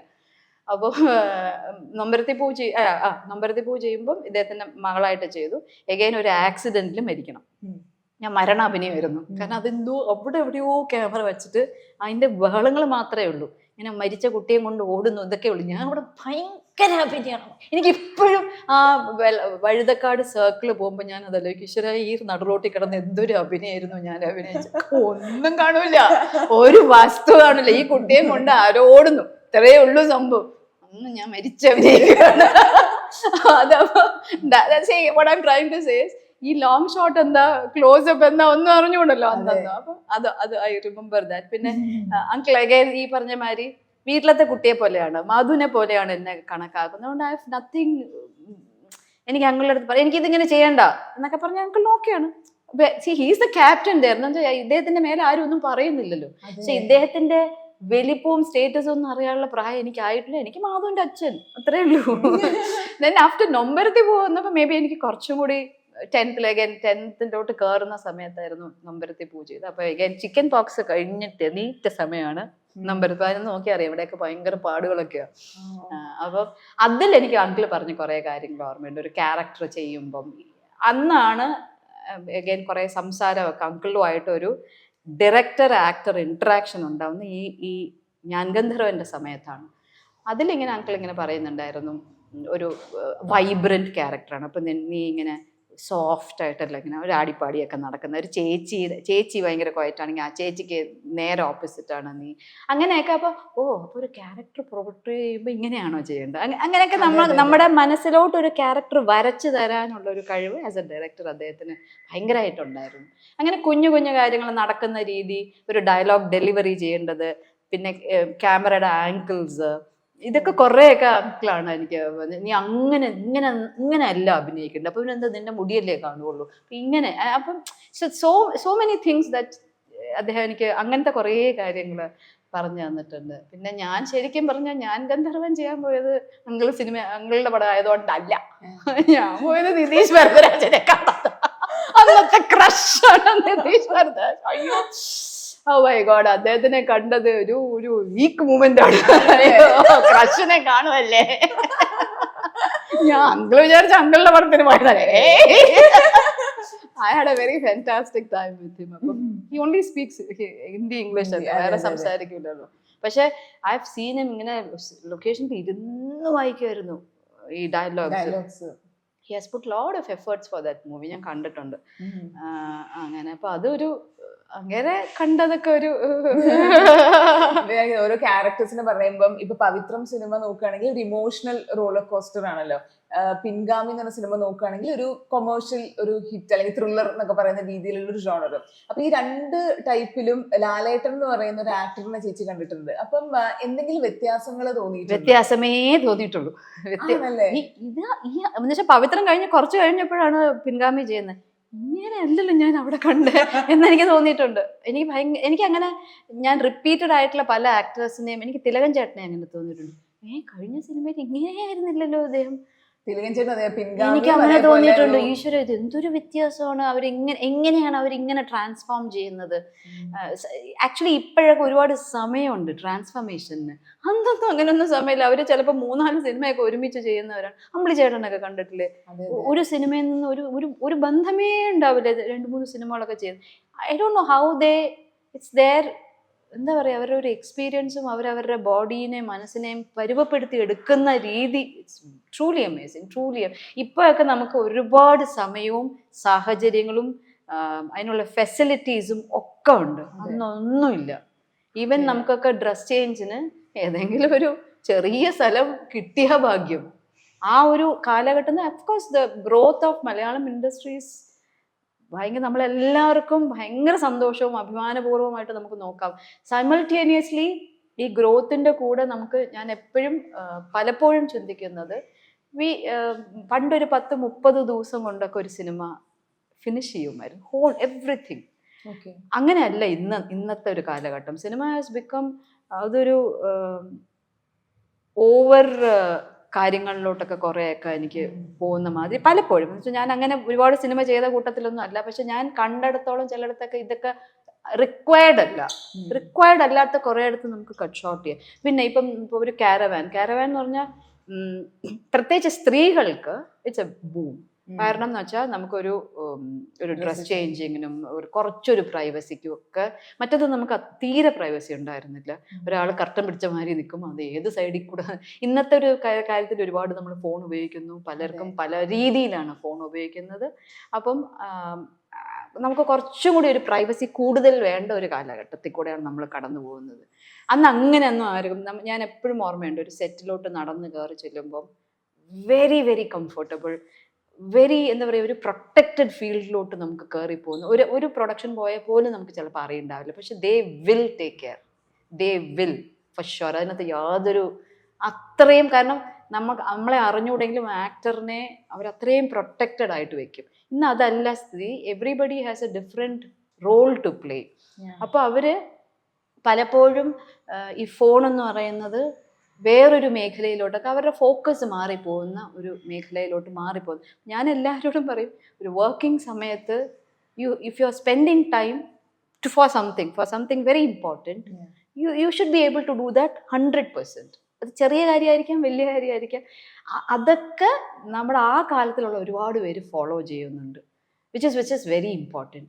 ഈ കാലത്തിൽ തെറ്റല്ല പറയുന്നത്, നമുക്ക് ഒരുപാട് എക്സ്പോഷർ ഉണ്ട്, നമ്മൾ എല്ലാം നമുക്ക് എത്തിപ്പിടിക്കാൻ പറ്റുന്ന ദൂരത്തിലാണെന്നുള്ളേക്ക് വന്ന് ചുരുങ്ങിപ്പോയി. ഇപ്പൊ പണ്ട് അമേരിക്ക എന്ന് പറഞ്ഞിപ്പോ അമേരിക്ക തൊട്ടടുത്ത, because it's so close by. You don't need to see people, you have people in your phone, so you feel you are carrying them with you, അല്ലേ? അങ്ങനെയല്ലേ നമുക്ക് തോന്നുന്നത്. അപ്പം ഒരുപാട് നല്ല കാര്യങ്ങളും ഇപ്പം ടെക്നോളജി ഡെവലപ്പ് ചെയ്ത കാര്യത്തിലൊക്കെ ഒരുപാട് നടന്നിട്ടുണ്ട്. പക്ഷേ I somewhere feel that sincerity genuinity ഒക്കെ അന്ന് കുറച്ചും കൂടി കൂടുതലുണ്ടായിരുന്നു. അതുകൊണ്ട് വർക്കിന് കുറച്ചും കൂടി ഒരു ഡിവിനിറ്റി ഉണ്ടായിരുന്നു എന്ന് എനിക്ക് എൻ്റെ അഭിപ്രായത്തിൽ ഐ ഫീൽ സോ. ഇന്നത്തത് മോശം എന്നല്ല, പക്ഷെ I think that divinity makes many things powerful. Many things people are so grounded for that reason. കാരണം അവർ കടന്നു വന്ന മേഖലകൾ എന്ന് പറയുന്ന ഒരുപാട് ഡിഫറെൻ്റ് ആണ്. ഇപ്പം ചേട്ടൻ്റെ ക്യാരക്ടർ ചോദിച്ച സമയത്ത് ഞാൻ എവിടേക്കോ പോയിട്ട് തിരിച്ചു വന്നു. Let me come back to the question. എനിക്ക് പല സന്ദർഭങ്ങളിലും പല ആക്ടേഴ്സിനെ ഞാൻ വിദ്യാമയ പവിത്രത്തിൽ ഒരു ദിവസമേ കണ്ടിട്ടുള്ളൂ. അല്ലാത്ത സീൻസിൽ ഞാൻ ഇല്ലാത്തതുകൊണ്ട് I have never been there. വിദ്യാമയുടെ കൂടെ കാഞ്ചനം എന്ന് പറഞ്ഞൊരു സിനിമ ചെയ്യുമ്പോൾ ഇവർ അതിലിങ്ങനെയല്ലല്ലോ, എന്തൊരു വ്യത്യാസമാണ് എന്നെനിക്ക് ഒരുപാട് ആക്ടേഴ്സിനെ, തിലാഞ്ചേട്ടനെ എങ്ങനെ തോന്നിയിരുന്നു, വേണുചേട്ടനെ എങ്ങനെ തോന്നിയിട്ടുണ്ട്, ചേട്ടനെ most because I have done most movies with him, ജയറാമേട്ടനെ തോന്നിയിട്ടുണ്ട്. അങ്ങനെ ജയറാമേട്ടന്റെ കൂടെയുള്ള എക്സ്പീരിയൻസ്. ജയറാമേട്ടൻ എഗെയിൻ ഈ പറഞ്ഞ മാതിരി ഞാൻ അദ്ദേഹത്തിനെ പേഴ്സണലി പരിചയപ്പെടുന്നത് അശ്വതി ചേച്ചിയെ കല്യാണം കഴിച്ചതിന് ശേഷമാണ്. അപ്പം ഈ ശ്രീരാഗം എന്ന് പറഞ്ഞ പടത്തിൽ ജോർജ് കിത്തു സാറിൻ്റെ പടത്തിലാണ് ഞങ്ങൾ ഹീറോയിനായിട്ട് അഭിനയിക്കുന്നത്. അപ്പം ജയറാമേട്ടനെ സംബന്ധിച്ച് ഞാൻ കൊച്ചു വാവയാണ്. ജയറാമേട്ടൻ്റെ ഹീറോയിനായിട്ടൊന്നും ജയറാമേട്ടനെ കണക്കാക്കാൻ പറ്റും. അപ്പം ജയറാമേട്ടൻ ആരെങ്കിലും ഒരാളെ ഒന്നെങ്കിൽ ക്യാമറ അസിസ്റ്റൻറ്റിനോ അല്ലെങ്കിൽ എൻ്റെ ടച്ചപ്പ് പോയി ആരെങ്കിലും കൂടെ വെച്ച് ഞാൻ ഇങ്ങനെയാണേ വിന്ദജ അടുത്ത് ചെയ്യാൻ പോണേ, ഇങ്ങനെ കൈ പിടിച്ചിട്ട് ഇങ്ങനെ നടന്നിട്ട് അങ്ങനെ ചെയ്തിട്ട്. അപ്പോൾ എനിക്കറിയാം, കാരണം എനിക്ക് ജയറാമേട്ടനെ നോക്കുമ്പോൾ ഞാൻ ഒരു യങ്ങർ സിസ്റ്റർ ലെവലിലല്ലേ. അപ്പം he is not able to see me as a heroine. അന്നൊക്കെ അങ്ങനെ കുറച്ചൊക്കെ ഉണ്ടല്ലോ. അപ്പൊ എനിക്ക് തന്നെ ഒരു ചമ്മലാണ്. പക്ഷേ he carries it very well. അപ്പൊ എനിക്കിപ്പോഴും ഓർമ്മയുണ്ട് പല സീൻസും പല ഷോർട്സ് എടുക്കുമ്പോൾ ഇവരുടെ ഇപ്പം സ്പെഷ്യലി മോണ്ടേജസ് എടുക്കുമ്പോൾ നമ്മുടെ തോളത്ത് കൈയിടുന്ന, കൈ പിടിച്ച് വലിക്കുന്നതൊക്കെ കാണിക്കുമ്പോൾ ജയറാമേട്ടൻ ഒന്ന് ആരെങ്കിലും തപ്പി പിടിച്ചിട്ട് അവരെയും കൊണ്ടുവന്ന് ഇങ്ങനെയൊക്കെയാണ് ഞാൻ ചെയ്യാൻ ഉദ്ദേശിക്കുന്നത് എന്നെ കാണിച്ചു തരാറുണ്ട്. അതൊക്കെ എനിക്ക് ഐ ഫീൽ അത് കുറേയൊക്കെ ഈ അമ്മയോടുള്ളൊരു റെസ്പെക്റ്റ് ഉണ്ട്. Because she's A dance teacher, A legendary person as well. അപ്പോൾ ആ റെസ്പെക്റ്റ് ഉള്ളതുകൊണ്ട് ആ അമ്മയുടെ മകള് എന്നുള്ള രീതിയിൽ ജയറാമേട്ടൻ ഒരു കുഞ്ഞ് അനിയത്തിയുടെ ഒരു സ്റ്റൈലാണല്ലോ. അപ്പം അത് ജയറാമേട്ടൻ എപ്പോഴും മെയിൻറ്റെയിൻ ചെയ്തിട്ടുണ്ട്. എവറി ടൈം എവിടെയൊക്കെ കാണുമ്പോഴും മോളെ അമ്മയ്ക്ക് സുഖമല്ലേ എന്നുള്ളതാണ് ഫസ്റ്റ് ക്വസ്റ്റ്യൻ. അമ്മ അശ്വതി ചേച്ചി കുറച്ച് പഠിപ്പിക്കുകയും ചെയ്തിട്ടുണ്ട്. അതുകൊണ്ടുള്ള ഒരു സ്നേഹവും ബഹുമാനവും എപ്പോഴും ഉണ്ട്. ഇപ്പൊ പണ്ടത്തെ ഒരു 90s ഒരു സിനിമകൾ കഴിഞ്ഞ് ഒരു ഗ്യാപ്പിന് ശേഷം നമ്മൾ പിന്നെ ചേച്ചിനെ കാണുന്നത് ആക്ഷൻ ഹീറോ ബിജുവിലൂടെയാണ്.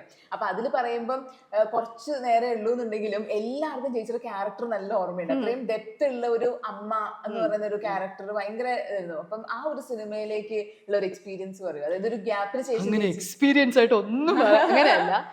ഷൈൻ ഒരു ദിവസം ഞാൻ ട്രിവാൻഡ്രത്ത് വീട്ടിലിരിക്കുമ്പോൾ ഒരു വെക്കേഷൻ വന്നപ്പം ഷൈൻ ചോദിച്ചു, ഇങ്ങനെ ഞാൻ 1983 അല്ലേ 83 മൂവിയുടെ ഡയറക്ടർ. അപ്പോൾ എനിക്ക് ഭയങ്കര ഇഷ്ടമുള്ള മൂവിയാണ്. എനിക്ക് അതിനകത്ത് നിവിൻ പോളിയുടെ ഒരു ക്യാരക്ടറൈസേഷൻ എന്ന് വെച്ചാൽ സാധാരണ യങ് ആക്ടേഴ്സ് ആരും ചെയ്യാത്തൊരു റോളാണ് നിവിൻ അതിനകത്ത് ചെയ്തിരിക്കുന്നത്. അപ്പോൾ എനിക്ക് ആ സിനിമ ഭയങ്കര ഇഷ്ടമാണ്.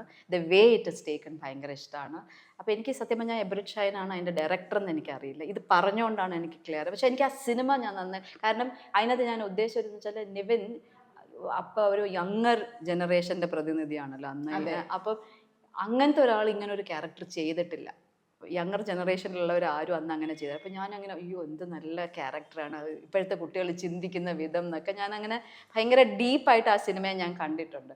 അപ്പോൾ അതിൻ്റെ ഡയറക്ടർ എന്ന് പറഞ്ഞപ്പോൾ എനിക്ക് ഭയങ്കര ഒരു സന്തോഷമായി. അപ്പോൾ ഞാൻ ചോദിച്ചു, അപ്പോൾ പറഞ്ഞു ഇങ്ങനെ ഒരു ക്യാരക്ടറുണ്ട്, ഇങ്ങനെ ഒരു സിനിമയുടെ ഒരു നട്ഷൽ എനിക്ക് പറഞ്ഞു തന്നിട്ട് ചോദിച്ചു. അപ്പോൾ ഞാൻ ചോദിച്ചു, ഞാൻ തന്നെ ചെയ്യാതെ എന്തെങ്കിലും പ്രത്യേകിച്ച് ഇല്ല, എനിക്ക് ഭയങ്കര ഇഷ്ടമുള്ള മുഖമാണ്, അതുകൊണ്ട് ഉണ്ടെങ്കിൽ ചേച്ച. അപ്പം ഞാൻ ചോദിച്ചാൽ ഞാൻ അല്ലെങ്കിൽ ആരാ ചെയ്യാനാ, രേവതി ചേച്ചിയാണ്. അപ്പം ഞാൻ ചോദിച്ചു അയ്യോ രേവതി ചേച്ചി ചെയ്യേണ്ട ക്യാരക്ടറാണോ? അപ്പോൾ എനിക്കങ്ങ് ഭയങ്കര സന്തോഷമായി. പക്ഷെ ശരിക്കും കുറേ ഷൈൻ ഷൂട്ട് ചെയ്യണം വിചാരിച്ച് ഒരുപാട് കാര്യങ്ങൾ ചെയ്യാൻ പറ്റിയിട്ടുണ്ടായിരുന്നു. Because length of the movie ഒരുപാട് കൂടുതലുണ്ടായതുകൊണ്ട് അങ്ങനെ ചെയ്യാൻ പറ്റിയിട്ടില്ല. പക്ഷേ ഞാൻ ഭയങ്കര എഗൈൻ ഈ പറഞ്ഞ മാതിരി നമ്മളൊരു സെറ്റിലേക്ക് ചെല്ലുമ്പം നമ്മൾ വിചാരിക്കും ഇപ്പം സ്ക്രിപ്റ്റ് തരും, ഇപ്പം ഞാനിങ്ങനെ വെയിറ്റ് ചെയ്യണം, ഇപ്പം സ്ക്രിപ്റ്റ് വരും, നമ്മൾ എങ്ങനെയാണ് അതിനെ ഉൾക്കൊള്ളുന്നത്. ആദ്യമേ പറഞ്ഞു നോ മേക്കപ്പ്, തുടയ്ക്കണം. അപ്പം ഞാൻ തുടച്ചു കഴിഞ്ഞപ്പോൾ ചേച്ചി മേക്കപ്പ് വേണ്ട, ഞാൻ പറഞ്ഞു തുടച്ച് ഇനിയും തുടയ്ക്കാനില്ല. അപ്പം ശരി ഓക്കെ. അപ്പം പിന്നെ ഒരു കോട്ടൺ സാരിയൊക്കെ ചുളുക്കിയൊക്കെ കൊണ്ട് തന്നു, അതെല്ലാം ഉടുത്തു, എല്ലാം റെഡി ആയിട്ടിരിക്കും. അപ്പം ഞാനിങ്ങനെ സ്ക്രിപ്റ്റ് വരും, ഞാൻ സ്ക്രിപ്റ്റ് ഇങ്ങനെ ആലോചിക്കുകയാണ് എങ്ങനെയാണ് അതിങ്ങനെ ഓക്കെ എന്നൊക്കെ ഇങ്ങനെ ആ നട്ഷൽ നമുക്ക് പറഞ്ഞു തരുമ്പോൾ എന്തൊക്കെ ചെയ്യാമെന്നങ്ങനെ. സ്ക്രിപ്റ്റ് ഇല്ല. അയ്യോ അതൊരു വലിയ എക്സ്പീരിയൻസ് ആയിരുന്നു. സ്ക്രിപ്റ്റ് ഇല്ല. സ്ക്രിപ്റ്റ് ഇല്ലാത്ത സിനിമയോ? എല്ലാം ഷൈൻ്റെ മനസ്സിലാണ്, ഒന്നുമില്ല. ഒരു തുണ്ട് പേപ്പറിൽ എന്തോ ഒരു ദിവസം ഞാൻ ഇങ്ങനെ എന്തോ എഴുതുന്നു, എന്താന്ന് ഇത് തന്നെയാണോന്ന് പോലും എനിക്ക് അറിഞ്ഞൂടാ. അപ്പൊ ഇവരെല്ലാം ഞാനിങ്ങനെ ആരുമില്ല. ചേച്ചിക്ക് പറയാനുള്ള പറഞ്ഞു, എന്ത് പറയാ. അതൊരു ഭയങ്കര എക്സ്പീരിയൻസ് ആയിരുന്നു. ഷൈൻ ഇങ്ങനെ എക്സ്പ്ലെയിൻ ചെയ്യും ആ സീൻ ഇങ്ങനെയാണ്, അപ്പം ഇങ്ങനെയാണ് നമ്മൾ ഉദ്ദേശിക്കുന്നത്, ചേച്ചിക്ക് എന്താ പറയാൻ തോന്നുന്നത്? അപ്പോൾ ഞാൻ പറയും എനിക്ക് ഇങ്ങനെയാണ് പറയാൻ തോന്നുന്നത്. ഓക്കെ ചേട്ടൻ എന്താ പറയാൻ തോന്നുന്നത്? ചേട്ടൻ ഇങ്ങനെ അവിടെ ആ പെർട്ടിക്കുലർ മൂമെന്റിലുള്ള ഇംപ്രവൈസേഷൻ ഡയലോഗ്സ് ആണ് ആ സിനിമയിൽ നിങ്ങൾ കാണുന്നത്. ഒരു വരി പോലും ഷൈൻ എഴുതിയിട്ടില്ല. എന്നാൽ ഷൈന് അത്ര ക്ലാരിറ്റിയാ, ഭയങ്കര ക്ലാരിറ്റിയാ മനസ്സിൽ. അപ്പൊ ഇത് മുഴുവൻ ഷൂട്ട് ചെയ്ത് എനിക്കൊരു സമാധാനം കിട്ടുന്നില്ല. എന്ന് വെച്ചാൽ ഞാൻ അങ്ങനെ ട്യൂണ്ടല്ലോ. ഞാൻ നിവിനെ നോക്കുമ്പോൾ നിവിനൊക്കെ ഭയങ്കര സമാധാനമായപ്പോൾ ഞാൻ ചോദിച്ചു, അപ്പൊ ചേച്ചി കുഴപ്പമില്ല ചേച്ചി, ആദ്യത്തെ പടം ചെയ്തപ്പോൾ എനിക്ക് ഇങ്ങനെയൊക്കെ ആയിരുന്നു ചേച്ചി, ഇങ്ങനെയാണ് ചേച്ചി, ഡോണ്ട് വറി എന്നൊക്കെ പറഞ്ഞ് ഞാനിങ്ങനെ ഒരു ബന്ധമില്ല. നമുക്ക് ഒരു സീൻ എടുത്തു കഴിയുമ്പോൾ ഞാൻ ഇപ്പോഴും ഇപ്പം ഇത് കട്ട് പറഞ്ഞ് ഞാൻ ആദ്യം ക്യാമറാമാൻമാരുടെ മുഖത്തേക്കായിരിക്കും ആദ്യം നോക്കുന്നത്, whether they are happy, whether they feel good about what they have shot. അത് ഹാബിറ്റാണ്. ഞാൻ ഒരിക്കലും മോണിറ്ററൊന്നും ഇപ്പോഴും എനിക്ക് നോക്കാൻ പറ്റില്ല. ഞാൻ ആകെ ഡയറക്ടറിൻ്റെ മുഖത്ത് ഇങ്ങനെ നോക്കും. അപ്പോൾ ഈ ഷൈനൊന്നും ഒരു റെസ്പോൺസും തരുന്നില്ല, എനിക്ക് ഒരു സമാധാനം കിട്ടുന്നില്ല. അപ്പം ഞാൻ കുറേ നേരം അവിടെ ഇരുന്ന് ഇങ്ങനെ ആലോചിച്ചപ്പോൾ നിവിന് ചിലപ്പോൾ മനസ്സിലായി കാണും. ഞാൻ ഒന്നും പറഞ്ഞിട്ടല്ല, നിവിൻ പറഞ്ഞു ഇല്ല ചേച്ചി കുഴപ്പമില്ല, അങ്ങനെയാണ് ഷൂട്ട് ചെയ്യുന്നത്, ഡോണ്ട് വറി. പിന്നെ ഞാൻ I understood the way he wants to shoot. ആ സത്യം പറഞ്ഞാൽ ആ സെക്കൻഡ് സീൻ എടുക്കുമ്പോഴാണ് എനിക്ക് ആക്ച്വലി ഷൈൻ്റെ സ്റ്റൈല് സത്യമായിട്ട് മനസ്സിലായത്. Then it was much more easier to do. എന്താണ് ഷൈൻ ഉദ്ദേശിച്ചതെന്ന്. പിന്നെ one thing he had very good clarity, അതെനിക്ക് ക്ലിയർ ആയിരുന്നു ഫസ്റ്റ് സീനിന്. പിന്നെ ഞാൻ ആകെ ചോദിച്ചത് ഇത്രയും ചെറിയ സീൻസ് ആകുമ്പോൾ ഞാൻ ഇതാവുമോ എന്നൊക്കെ ആയിരുന്നു എനിക്ക്. അങ്ങനത്തെ കുറേ നമുക്കൊരു ഡൗട്ട്സ് ഉണ്ടാവും. അത് ഞാൻ ചോദിച്ചപ്പം ഷൈൻ എനിക്ക് ആദ്യം കാണിച്ചെന്ന സുരാജേട്ടൻ്റെ ആ സീൻ കാണിച്ചത്. അയ്യോ ഞാൻ ഒന്നുമില്ല, വെറും ബ്രഷസ് മതി, ചുമ്മാ ഒരു ചെറിയ സ്ക്രീനിലാണ് കാണിച്ചത്. ഞാനത് കണ്ട് അപ്പത്തിന് ഞാൻ സുരാജേട്ടനെ വിളിച്ചു, എക്സലൻറ്റ്. ഒന്നുമേ ഇല്ല കേട്ടോ, റീറെക്കോർഡിങ്ങോ ഒന്നുമില്ല, ആ സീൻ ഷൂട്ട് ചെയ്ത റഷസ് മാത്രം ഞാൻ കണ്ടു. ഞാൻ പറഞ്ഞു ബ്രില്യൻറ്റ് വർക്ക് ഫ്രം യു, ഇത് you are going way high എന്ന് ഞാൻ അന്ന് തന്നെ. എനിക്ക് അദ്ദേഹത്തിന് പരിചയമൊന്നുമില്ല, പക്ഷെ നമ്മൾ വിളിച്ചു പോവും. അങ്ങനെയാണ് അതിനകത്ത് അദ്ദേഹം അഭിനയിച്ചിരിക്കുന്നത്. So that gave me the courage. Actually ആ സീനാണ് എനിക്ക് കറേജ് തന്നത്.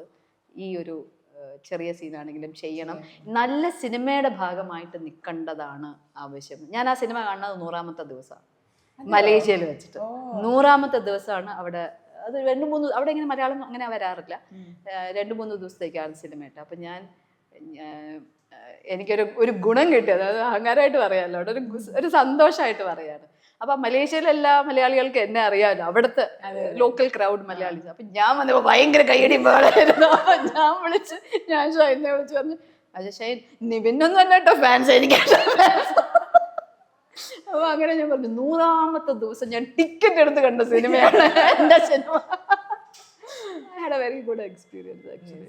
അപ്പം ബിന്ദുജ എന്ന് പറയുന്ന ഒരു ഡാൻസറേയും അതേപോലെ ആക്ട്രസിനെയൊക്കെ നമ്മൾ ഏറ്റവും കൂടുതൽ ഇപ്പൊ സംസാരിച്ചു. അപ്പൊ അതേപോലെ ഒരു സിംഗർ എന്ന് പറയുന്ന ഒരാൾ ഇവിടെ ഒളിഞ്ഞിരിപ്പുണ്ട്, പാട്ട് പഠിച്ച ആളാണ്. അപ്പൊ എനിക്ക് തോന്നുന്നു ഒരു പാട്ടിലൂടെ നമുക്ക് ഈ ഇന്റർവ്യൂ ഒന്ന് വൈൻഡ് അപ്പ് ചെയ്യാം. ഐശ്വര്യമായിട്ട് പാട്ട്. ദൂരെയാരോ പാടുകയാണൊരു ദേവഹിന്ദോളം, ഉള്ളിനുള്ളിൽ പ്രണയ സരോവിൻ സാന്ദ്രമാം നാദം, കാതിൽ മെല്ലെ കിക്കിളി കൂട്ടും ചില്ലോലാക്കൽ, കാതരസ്വരമന്ത്രമുണർത്തും ലോലസല്ലാപം, കോടി സൂര്യമണി തേടി തെളിവാനിൽ മെല്ലെ ഉയരാൻ വാ ശിശിരം പകരും പനി നീർമഴയിൽ വെറുതെ നനയുമ്പോൾ ധിത്തന ധിത്തന ധിരന ധീരന ധിത്തന ധിത്തന ധിരന ധിത്തന ധിത്തന ധിരന ധീരന ധിത്തന ധിത്തന ധിരന. പാടണം, ഞാൻ കേട്ടല്ലോ കള്ളി. ഞാനാണ് ഇപ്പൊ കൂടെ പാടി. അയ്യോ ഞാൻ ശരിക്കും പാടില്ല. എന്റെ ഓഫീസിൽ ചോദിച്ചല്ലോ പറയാ എന്റെ പാട്ട്. ഇപ്പൊ ഒരു പാട്ട് അത് ഞാൻ വെറുതെ മൂളും ഞാൻ, പക്ഷെ പാടില്ല. പാടും പാടും നല്ലോണം പാടും. ശരിക്കും ഞാൻ പാടില്ല. നല്ലോണം ശ്രുതിയില പാടി. ഞാൻ കേട്ടു കള്ളി കള്ളി.